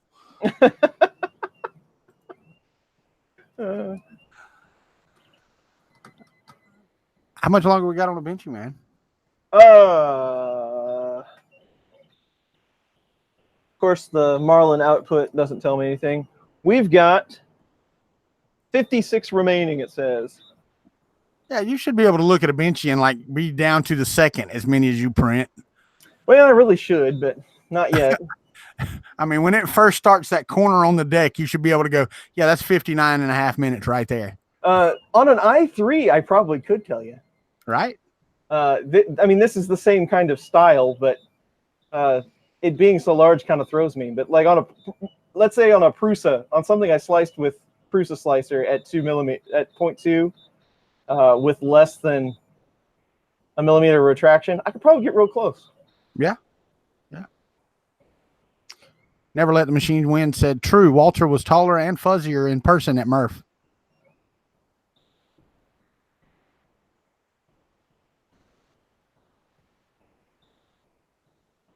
John Strand said it's just a yellow blob. A mile and a half away from the camera. Aaron Seeger's got the perfect one, Chris. I see that. You should close your eyes and manually move the extruder for a Benchy, dude. That video would go so viral. I've had some really bad extruders before where the gear would skip, and I was trying to diagnose it, and I have probably 30% of a print before fed it, and like every time it kicked back, I try to help it retract and then kept feeding it more. So I kind of know the sensation of doing that, just riding along with the print. But yeah. You know what? I would watch that. I would watch you do that. If you would take it so that you move the head and it was heated up and you move the head and then reached over and grabbed the Z rods and turned them so that you moved the Z and then moved it again. The Z would be tough. I don't care what it came out looking like, dude. That would be the most awesome thing ever. If I could, I would do the X and Y if I could tick the Z up in pronter face. Here's the thing. Here's the thing. I think you should do it like an Etch-a-Sketch because you could do that. Yeah. Have 3 knobs. Especially on this one. Yeah. And like you said, just have a button that goes to pronter face and moves your Z for you. Yeah. So you can sit there and turn your knobs and then just click the button. Yeah, that would be possible. I think I could get that done. It looked terrible, but I think I could get that done. Coming soon to Chris's basement video on Etch-a-Sketch 3D printer. Yeah. 16 hours later, I printed a Benchy by hand. Dude, if you got down a first layer that looked anything like what you wanted it to, that would be impressive. Well, the good part is no matter what printer I do this on, it probably has a Benchy etched in the build surface already. So I can just go around and trace it. Oh, yeah, no. Mike said you could use Alexa to increment the Z. There you go. There, Carl, foot pedal. Yeah, there you go. There you go. Well, you know, you are a drummer, so you could do that. Yeah, You got that no coordination problem. going on. Yeah, Fatal Paper Cut said Etch a Sketch 3D printer. Uh-oh. Dude, do you know how many people would watch that video? Probably a lot. I made an Etch a Sketch 3D printer. That sounds like something Ali'd do. Oh, it does, doesn't it? It does. Yeah, he made the cell phone Etch-a-Sketch. Now he just needs to make the Etch-a-Sketch 3D printer. I mean, he's doing a lot of pin stuff. Yeah, the whole thing. Yeah.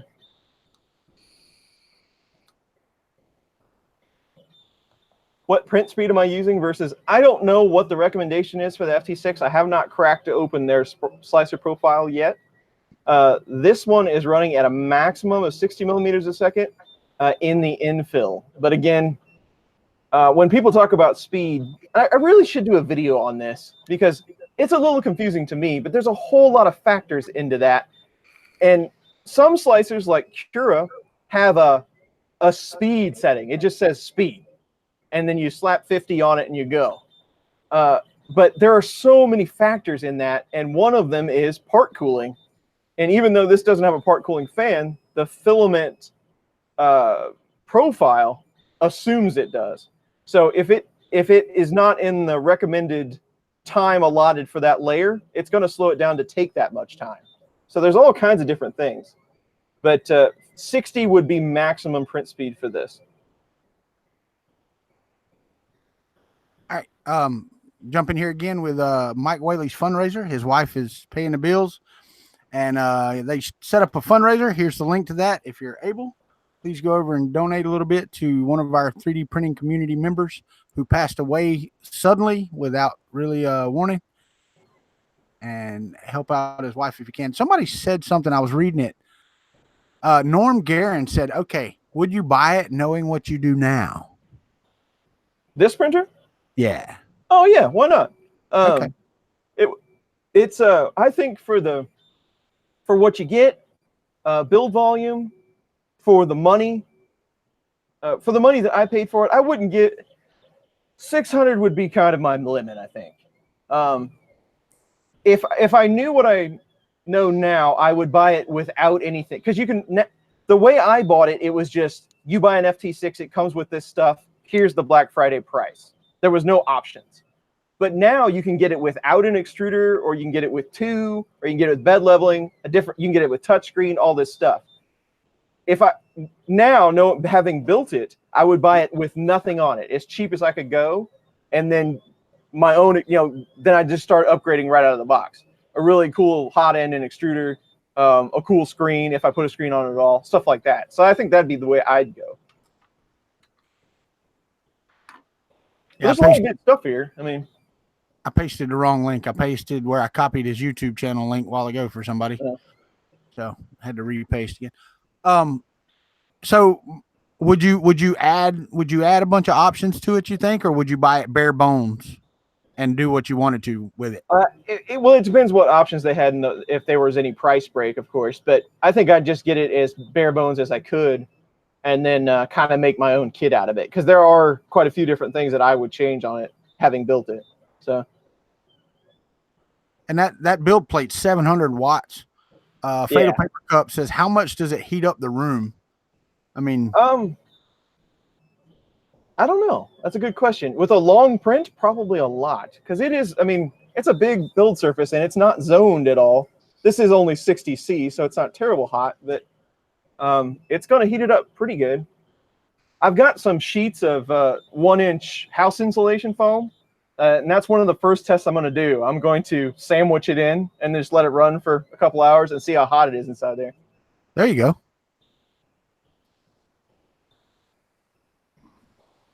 So I think that's going to be the enclosure for this. 1-inch insulation all the way around, and then I'll find some sort of clear sheet for the front or something.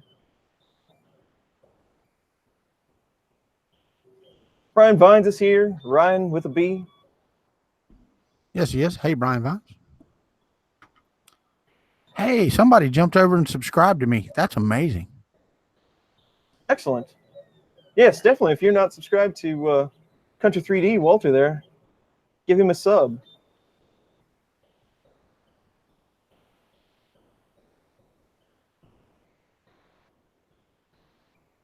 I think this Saturday I'm going to go do something that doesn't take a lot of money. I'm going to go fly the drone for a little while Saturday. Excellent. Saturday is Kansas City Maker Faire for me, so I'm going to go check it out and see what's going on. You going to try to get some video from that? Yeah, I'm gonna do my best. I think Making with Luke is going to be there. Yeah. I'm pretty sure Hack Monkey will be there. I don't know if Joe Mike's going to be there or not, but there'll be a few of us there. So at least a few 3D printing exhibits. Is it just of no, that's fine. 247 Hinky, dude. That's awesome, dude. Thank you for subscribing. Now is it a mini maker fair or straight up like just the normal sized one? Because I know it's not one of the major ones. Right. But, you know, if it's the one we have in Gainesville is a mini maker fair, and it's very, very small. I would say this one was a normal sized one. It's not, you know, the sponsored one, of course, but I would say it's pretty good size. So. Yeah. Just I looked at the list of stuff that's going to be there, and there's going to be some pretty big, you know, like they've got some autonomous cars coming, and they're doing drone racing, and so it should be pretty good size. Somebody asked me for my channel, so I've got to go over here and get my channel link. Yep, throw it up. If I would have thought after we talked about you coming on, I would have added it to the. That's all right. I wish they gave you the nice, pretty one all the time, but they don't. They give you that long, ugly one. So I'm just going to give them the short, pretty one. No, I have not seen part 2 of Thanos, but I will definitely watch it. Carl, did you get that time-lapse software I sent you to work? It seemed like it worked pretty well for me.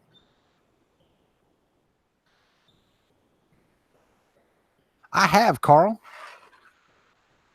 I did not have the sound on, and I was working. So I had your video on, and I can't say that I paid attention 100% of the time. I do that a lot during the day. I'll put YouTube on and it'll just select videos based on, you know, who I'm subscribed to. And then it'll just continue in the same genre of video. And I started with yours. So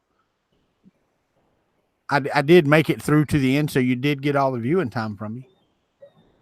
It's really weird when you watch YouTube like that, because, you know, you start out at what you're subscribed to and then it hops around. And everything seems to be really inconsistent except Joel and Angus. If you watch a Joel video, most of the time you're going to get an Angus after it. Yeah. Well, the weird thing about me is, I mean, you start off on one thing, like was it night before last? I think when we went to bed, I put YouTube and I was watching some Rise of the Robots or something, you know. Yeah. They're going to take our jobs and blah, blah, blah. Anyway, when I woke up the next morning, the TV was some chocolate company in Germany making custom chocolates. Huh. And then you go to your recommendations and you have recommendations from things that you've never seen, which is cool sometimes. Yeah, sometimes it's cool, sometimes not. Well, it's aggravating though when you have your normal recommendations, you know, and you're used to just going to your recommended list, going, oh yeah, I need to watch that or whatever, and then you've got all this crap in there, and you've got to retrain them to put the right videos in your recommended list. Yeah, and that takes a while. Night, John. Thanks for coming to the stream, man.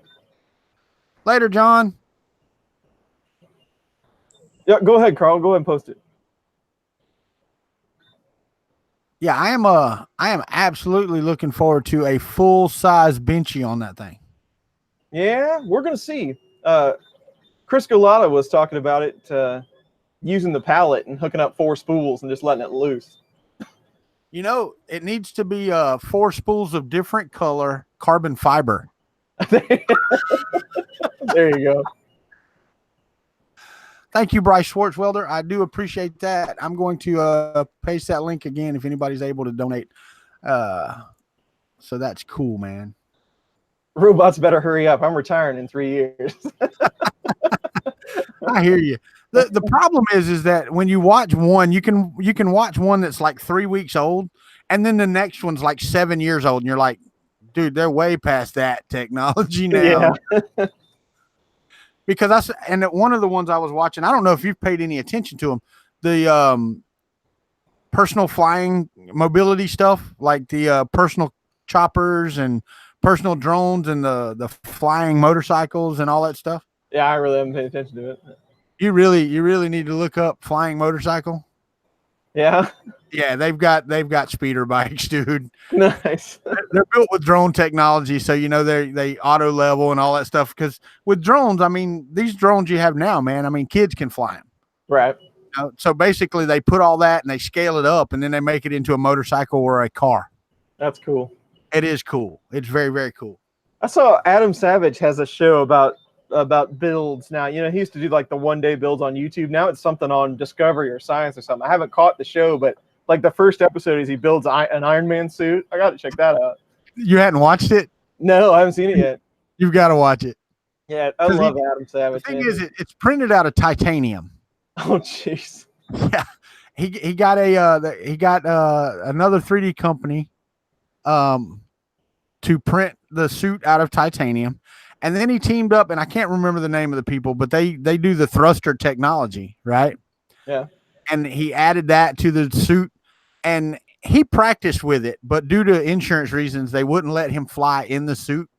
So they got the guy that owns the company, the flying company, to fly in the suit, and he flew in an Iron Man suit, dude. That is awesome. In a titanium bulletproof Iron Man suit. Okay? That's killer.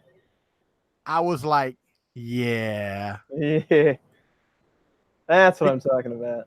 I mean, he's got jet engines on his hands and on his back, and it's over 1,000 horsepower of jet engine. 1,000 horse.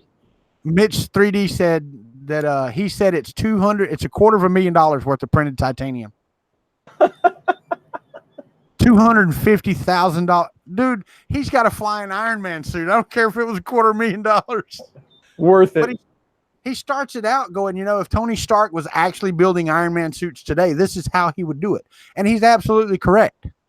That's how it would be done. That's awesome. Yeah, I got to check that out. All right, and if anybody is waiting on me to answer you in a comment, I have been neglecting them terribly, but I will get to it, I promise.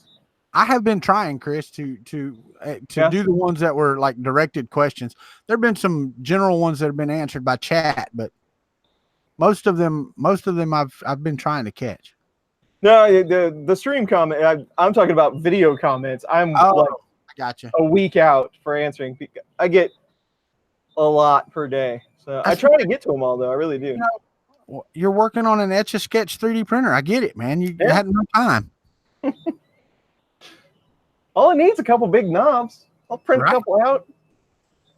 Yeah, I mean, you think about it, though. I mean, you already have access where you can, one knob X, one knob Y. Yeah.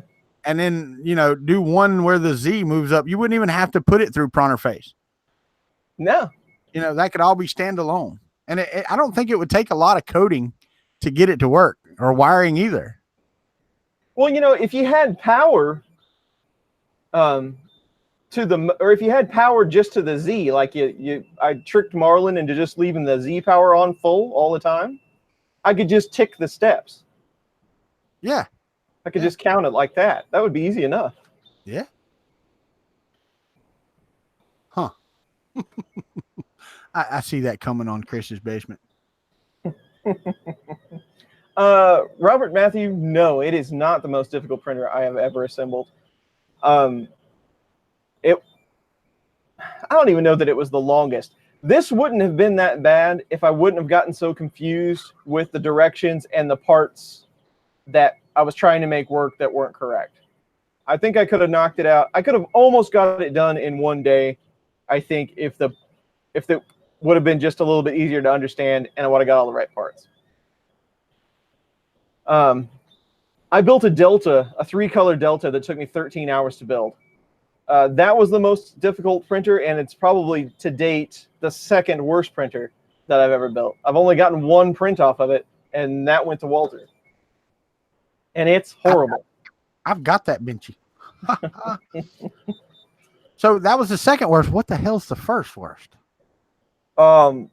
all The around A5? the X5S. The X5S, yeah. Yeah, all around. Yeah, because I mean it tried to hit you with parts and stuff. Yeah, Man. it actually took a swing at me, so it's definitely Yeah. got to be the worst. Yeah. Etch a sketch mechanisms are pretty neat. Yeah. Well, that's the thing. There would be no mechanism. Yeah. It would just be, electronics. But you're right. The etch a sketch mechanism is pretty. It was a good bit of engineering.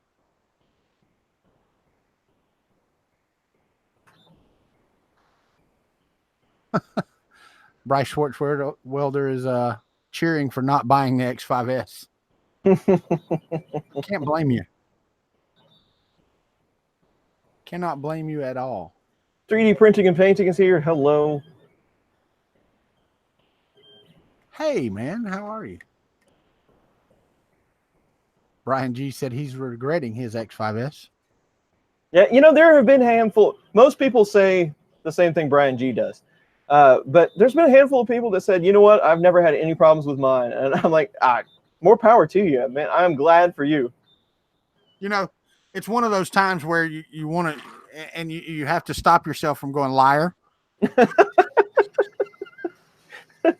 I wouldn't call him a liar, but he is the luckiest person I've ever met. It's one of those Batman Robin memes where Robin starts to say something and Batman slaps him and says, "Stop it." About halfway through, they're going, "I've got an X5S and it's gert," and he gets slapped. If you had an X5S, you just don't even say its name anymore. That's how bad it is. You wouldn't even mention it. The printer that shall not be named.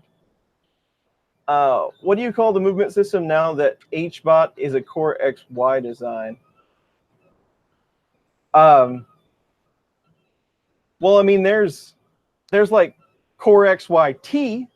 There's that where you run out, where it's same as Core XY, but you run out vertical and then come back, or run out vertical. You run out in the Y and then you come back.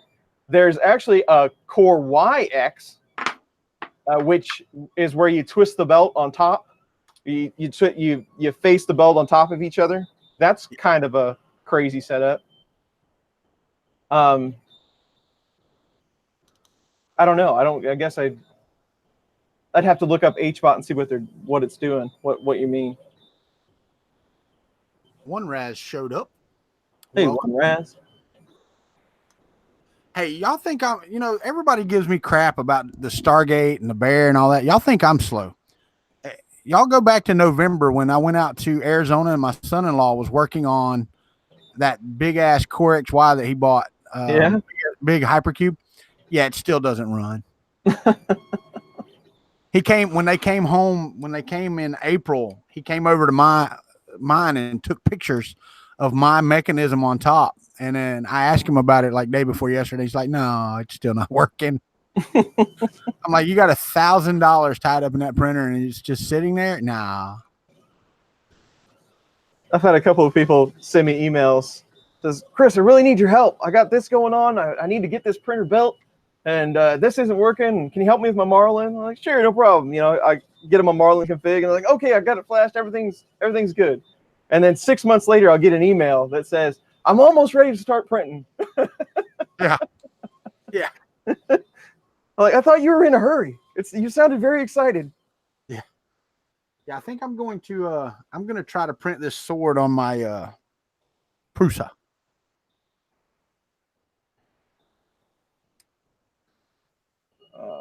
Later, Brian Vines. Have a good night, buddy.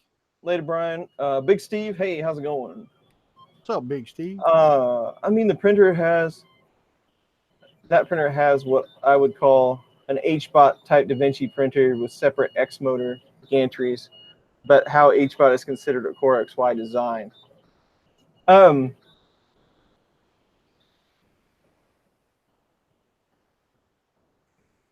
Yeah, I mean, yeah, I guess this would be considered HBot, but no, it's not actually Core XY. Core XY you would have to have one belt controlling X and Y, and you spun the X and Y motors in either together or apart to create those motions. This is still pretty much just straight up Cartesian, which Core XY is Cartesian as well, but you know, printer people know what I mean.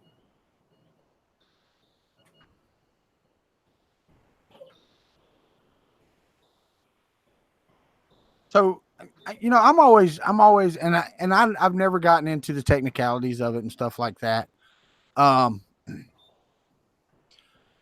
difference between Core XY, Core YX, Hypercube, you know, I mean, like the X5S and this, you know, I mean, what is this? What is this printer? What would you call this printer? Well, a lot of people would call this HBot. So, I mean, just because of the H pattern. Right. When I'm not sure exactly where the whole HBot term started, but this is basically just a standard Cartesian machine. You have an X motor, a Y motor, and a Z motor. You know, that's it. That's regular old 3D printer to me. The design, the actual mechanical design would be where the term HBot comes in. Right. Now, Core XY, to be true Core XY, you have to have two motors working in tandem that control the X and Y motion. So those motors work together in one direction to make X movements, or they work opposite each other to make another movement. That's the Core XY design, and they travel on the same motion path, so the same belts in most cases. Right. When you think about it, you still have a motor that's dedicated to Z, and you still have two motors, X and Y, but they have to work together to make it happen. So that's Core XY. Yeah, but that's what I mean though. But then you got Core YX, you've got the Hypercube, and the X5S. I don't even know what the hell that was. But yeah, X5S is Core XY. Hypercube can be either. I've seen it both ways. Just straight up Cartesian in that cube format, right? And Core XY. Well, that's what I mean though. I mean, basically, you've got Cartesian, and you've got Core XY. Yeah, you've got Cartesian, Core XY, Delta, and Skara. Yeah. What is Skara? Like Helios or whatever. I guess you could go like crazy stuff like that with the ARM. Well, that's like Skara, where you're printing something, then moving, and printing something and moving. Okay. And Carl Mueller says he thinks Core XY and HBot have the same motor control scheme. The difference is the belt routing. Well, I'm not sure. I would have to. Later one, Raz. Well, okay. So I'd have to think about it. Something like this, I'm pretty sure the motors work in tandem. I know they work in tandem. They both turn in the same direction, trying to drive to the same goal.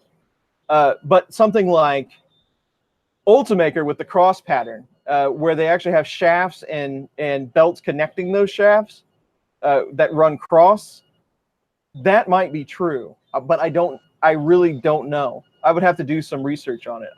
I have a very fragile understanding of all the motion systems. I learned from somebody that really has a handle on it, but I can't understand half of what he says. So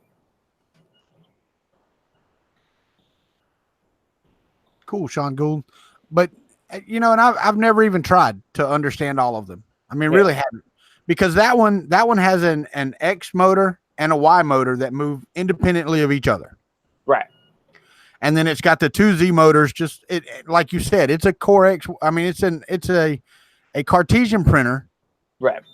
That's top down instead of moving the XY up, it moves the bed down. Right. Okay. Now I've seen Deltas that do that as well, that move the bed down.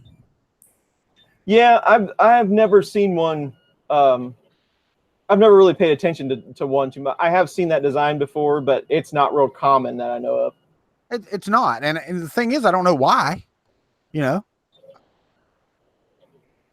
Yeah, I mean, it wouldn't make a difference whether the bed was on the rollers or the head was on the rollers. Right. Well, you think about it though. If you look at the rail core with the 3Z screw leveling, you could get that same effect with a delta that the head stays at the top and just moves, and the bed is on 3 different lead screws. You would get that same bed leveling, and then you would get, some of the advantage of a delta as well. That's true. And like mine with a 510 millimeter build height, it's a pretty good build height. Yeah. I don't understand half of what Chris says. I don't understand half of what Chris says. Yeah. I actually do. I get lost. It's some crazy way my brain works. I know that, but I'll get to talking about something, and then I'll stop and think about it, and have to make sure that what I'm saying is actually coming out correctly. No, I love it in your videos when you're doing voiceover, and I love it in everybody's videos. And they have to pop up, what you actually meant to say. Yeah. You type it on the screen. You're like, I am not reshooting that voiceover. Exactly. So let's just put some text on there and go, look, this is what I meant to say. Now shut up laughing. Yep, this is it. Yeah. No, and I do. I'm like, yep. Been there, done that.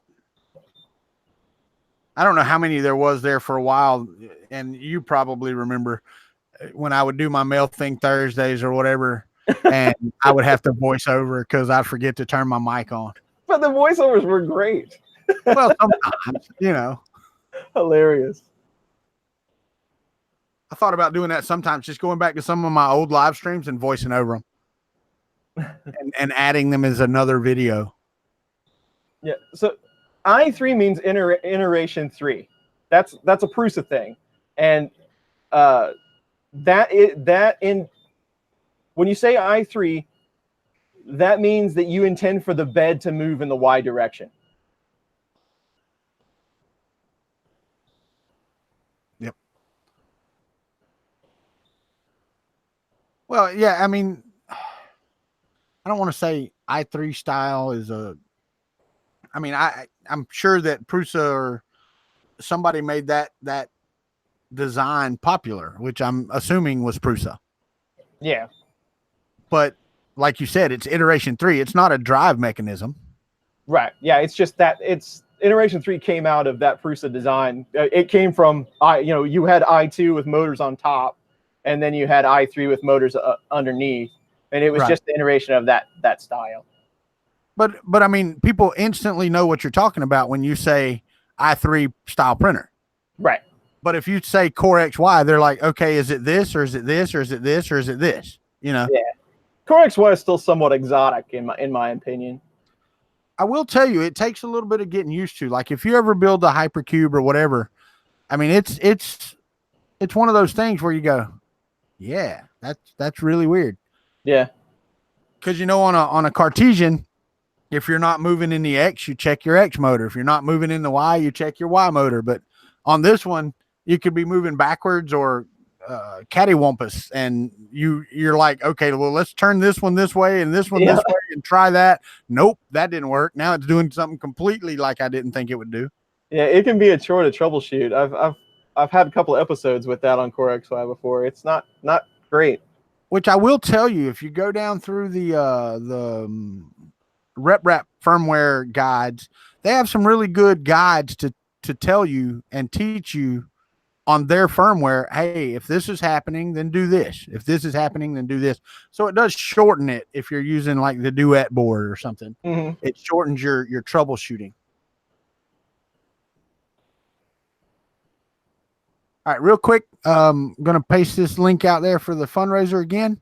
For those of you that knew Mike Whaley, he passed away quickly. His wife is paying for all that now, and she doesn't have a job and no income. They have a donation page set up on Facebook. If you are able and willing, please go donate what you can. Every dollar helps. RCCNC said, damn, third bed thermal runaway in a row. Yeah, it's not good.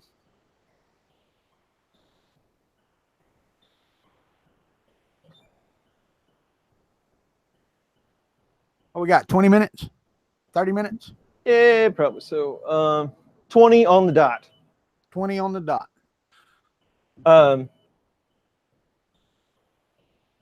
Not too bad. It is printing. Not too bad. It's doing all right.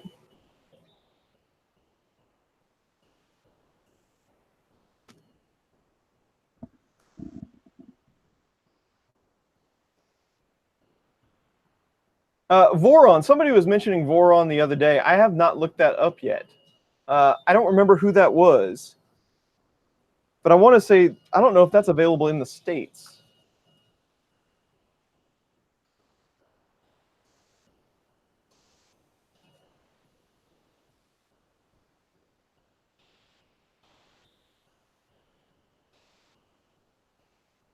I'm trying to find a picture of one.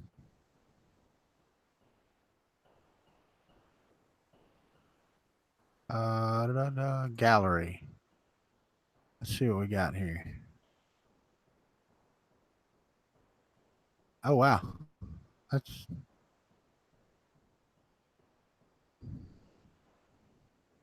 okay. It's kind of, yeah. It's kind of like the FK1, but it's square, not rectangular. Gotcha. But it looks like it uses a Core XY belt design, not just straight up. Yeah, that's basically what it looks like. It's cool looking design. There's a subreddit out there for it. I'll have to check it out. I haven't had time to do any research on it. Andy, that is pretty common to get thermal runaway if you've just printed and then you try to fire another one off before it cools down a bit, because it gets confused on the backlash. So you're coming down quickly and then you're trying to go back up. It's going to hit that limit because the limit is based on 4 degrees. So if it doesn't move 4 degrees within a certain amount of time, you're going to hit that thermal runaway error. So that's pretty common, yes. That gets better in some of the later versions of Marlin, I've noticed. I think they're trying to make that a little smarter. So hopefully they get something on that worked out. I run into that all the time, though. I really do.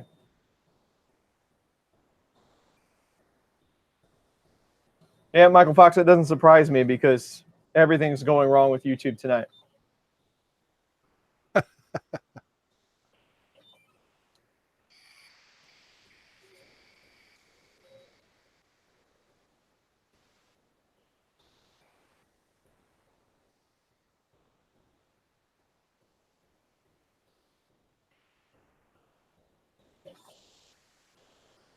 I mean, you could probably build this cheaper, but you'd have to get real creative with your sourcing. Or you could get sponsored. That's right. Or somebody else could pay for it for you and send it to you just for you to build. That, yeah.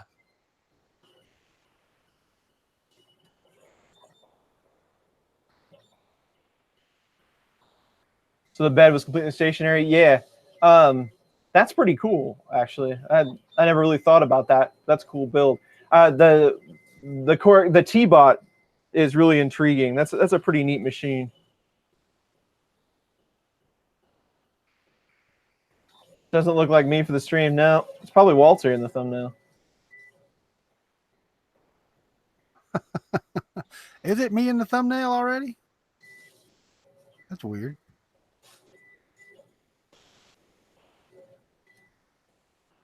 Later, Teresa. Bye, Teresa. Or you could print your own extrusions. That's what Walter said. You could print your own extrusions. I do not recommend it, but you can. You can do it. I've seen it done. I know a guy. And, you know, they print really well. There's no doubt about it. But and they're fine. And I've said this 1,000 times. If you're not going to move it, do it. But if you're going to travel with it, don't do it. Yep.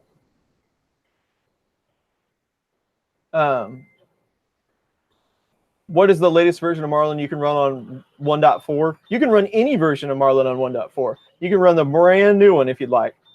It'll all work. All the 2.0 stuff is backward compatible for all the 8-bit stuff. That's why they're having such a hard time developing it. Hickey Fiddler's printer motion system at Murph. I don't remember. Yeah, anything 32-bit is going to use. You're going to have 2.0 up, but it also 2.0 up also supports all the 8-bit stuff. Snappy FT-6, just saying. You could. I need to calculate that. How many Snappy parts can I print in one go, and how long would that take?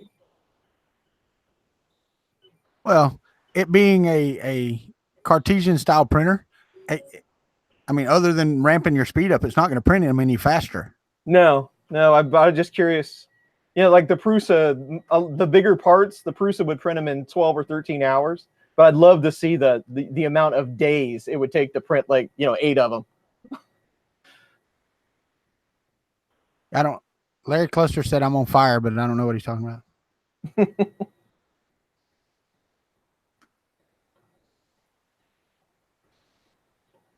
It's actually bridging halfway decent. Yeah, that's one thing that I wish that there was some way to improve, was other than adding another print head that mirrors a print, is some way to speed up. Oh, all the smoke.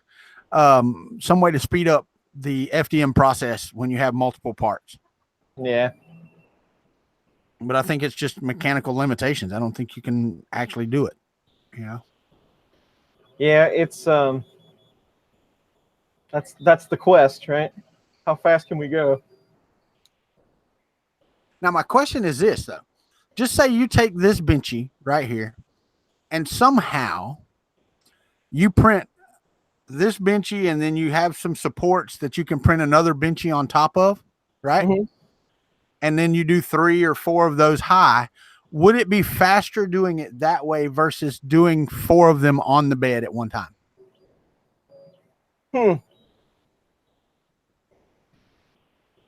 Because you're still moving up. You're not having to travel down or up or across the bed. So you are cutting down on some of that movement. I think you would. I think it would be. I mean, I don't know. It might be microscopic. Yeah. It would take a long way to get any ground, Yeah.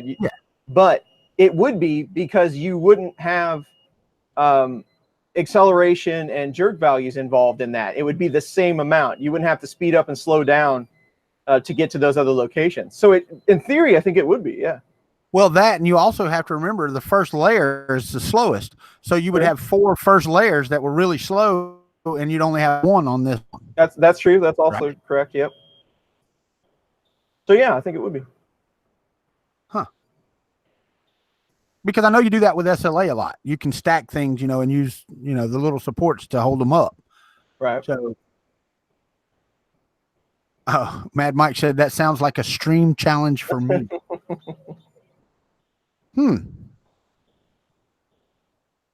And Tony Ryan said, just like reducing retraction length on a Bowden. Yeah, I'm gonna make a design where I'm printing Benchies in a little garage, and the garage is the support. Yeah. Just pop them off. You could get 40 of them on the little monster.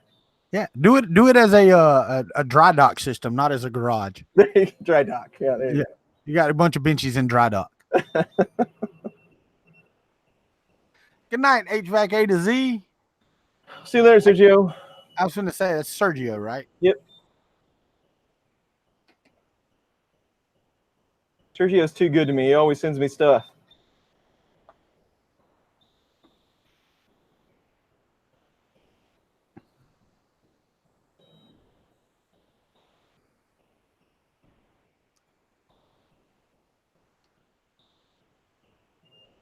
Yeah, I don't, Chris, I was thinking about that printer that you have, and I would love to have a belt printer like the White Knight.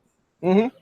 But I don't think I want a big build volume printer like you've got there, because then you have the added inconvenience of that build plate that is not level. And that type of stuff, where maybe on a belt printer you can print it long, but I don't really need anything. I have yet to want to print anything bigger than what I've got. Now I know you did the hang printer and you did the stool, but on your normal prints, I mean, how often are you going to use the build volume of that machine? Right. And you know, and that was one of those things. There has been a handful of times where I said, man, this would be really cool if I didn't have to print it in 2 pieces. Yeah. And that's really the only reason why I considered this, is because once in a great while, it would be really handy to be able to go just a little bigger. Yeah. Because, you know, I printed a lot of stuff on the CR10, or the original CR10, and you can go pretty good size. But just like I said, probably 4 or 5 times in my printing career, I've said, man, it'd be nice. So that's kind of where the attraction to the bigger printer came from. Dave L told me to tell you that he's here. Dave L, hello. How are you, Dave?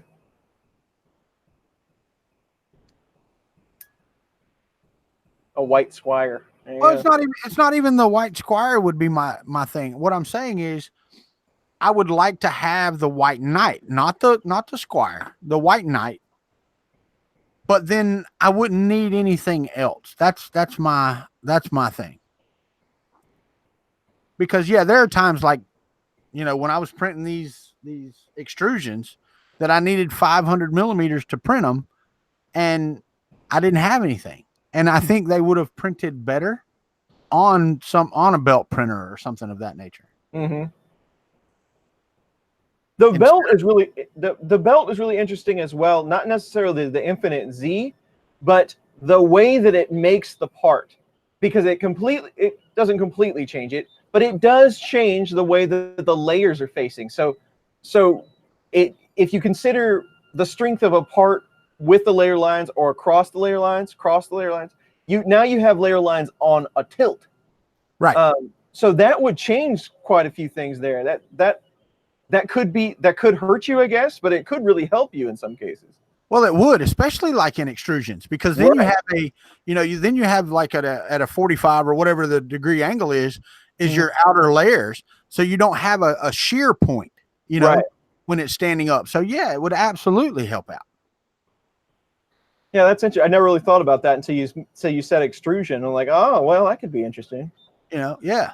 Well, and even the sword that Carl printed, it's going to benefit from those 45-degree layers. Because then under its weight, you don't have a straight shear path when you pick it up. It's at an angle. So it's not just putting all that stress just straight on one layer, So I think it's a good thing for stuff like that. It's gonna be interesting. I'm pretty anxious to try a belt printer out. We'll see how it goes. Did you see, Walter? I'm now a part of the Printed Solid affiliate program. I was pretty proud of that. No, I did not know that there was such a thing. Yeah, I guess they're just rolling it out, and they're gonna start accepting people. But I actually got signed up. I talked to Dave. So that's pretty cool. I like buying from those guys. They're good dudes. Yeah. Oh, absolutely. Now I got a question, because I haven't talked to Dave or Matt. Matt is still with Printed Solid, correct? Yeah, he still works there. I don't know how much share of the company he has at the moment. Well, I'm not worried about that. I mean, I'm just talking about the knowledge that he had as far as materials go. Yeah, no, I think he's still their material guru. Okay. Just doesn't have to worry about all the extra headache. I think Dave does all that now. Yeah, Carl said he's on the program as well, but that goes without saying, dude. I mean, you live like right there. Well, they are building these kits for you too, so I would hope you'd be right in there. Right there, Matt runs MakerBox now. Okay. Oh, okay. Well, that's cool though. When are we going to do a fully printed BattleBot? I want to do that so bad. If somebody would step in and organize that, I will put whatever attention I can towards it, because that would be so cool. Well, my question is though, what would you expect from a all 3D printed BattleBot war? Not much, but think of the explosions. Oh yeah. I just feel sorry for the person that has to sweep up after. Michael Fox, I do not know. I have not been out and look. Let me go out and look, and I can tell you.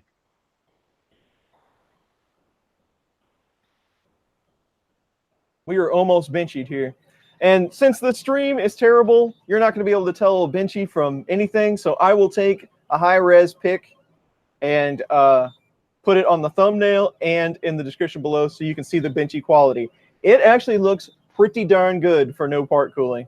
The overhang is not too bad. So, question though, are you going to try to improve it with a part cooling fan? Yeah, I'll probably attempt to get a slicer profile as good as I can without part cooling. Because you can kind of do it. Chuck does it a lot better than I do. But, geez, doesn't like to move fast. But then, yeah, I'll have to add part cooling to print any faster than this. So. Yeah, I don't guess my link is working for Amazon affiliates because I have 0 sales. So I don't know what's going on with that. I don't quite get it how it works either. Yeah. All right. Well, that's it. Benchy is done. This has been 3 days of the FT-6. And we finally got it built, and we finally got a Benchy printed. Now I can finally get this thing off my table. It's going to be great. I can start making videos again. Now you can start printing parts to make that into a table. Exactly. And so, you have a big enough printer. So yeah. Walter, do you have anything to say on exit here? Yeah. One more time, I'm going to paste the link out there for Mike's fundraiser for Mike Whaley passing away. If you're able and willing, please click on the link after we end this stream to go over and donate, even if it's just $1. They're at $1,696 of $2,000 that they're trying to get. And I don't know how many of you have done funerals before, but they're not cheap. And they're not asking for too much for Mike, I don't believe. So if y'all can, click that link and go over there and check that out. And if you're not subscribed to Country 3D, please click on my username and go over to my channel there and subscribe as well. And I do appreciate it. And Chris is being a photographer, so that's it. I got you in the background on the screen, so you're going to be in the thumbnail. And I also want to say thank you to Chris for allowing me to join and just chat and keep up and do this for Mike and for Brenda and their family. Do appreciate it, everybody. Thank you, Chris. Yeah. Anytime, Walter, you're always welcome in the basement. And Mike as well. Please go check that link out. Mike was a really good guy, and he was an important member of this community. And I got the pleasure of meeting his family in person, and they're good people. So if you have a means to help them, I'm sure they would definitely appreciate it. And thanks Chris, for Walter for keeping up with that. Bryce put it in there at 1,741 now. When we started this stream, it was 1,651. So we've raised $90. Excellent. So far. So that's fantastic, guys. Thank y'all. Great. Thank you. All right. That is the FT-6. We will be back with another live stream in a couple weeks. More content to come. Hopefully I'll get you all some maybe some video from Maker Faire this weekend. It might be interesting. So we'll see how that goes. But sorry about the quality of the stream. I'm going to have to check and see what's up with YouTube. Hopefully the playback will be much, much better after they crunch it. So we'll see what happens. But that's it for now. Thanks, everybody, for coming. Thanks, everybody who came all 3 days. I know that's quite the chore. It was quite the chore for me. And hopefully we don't do that again anytime soon. Later, all. Thanks a lot.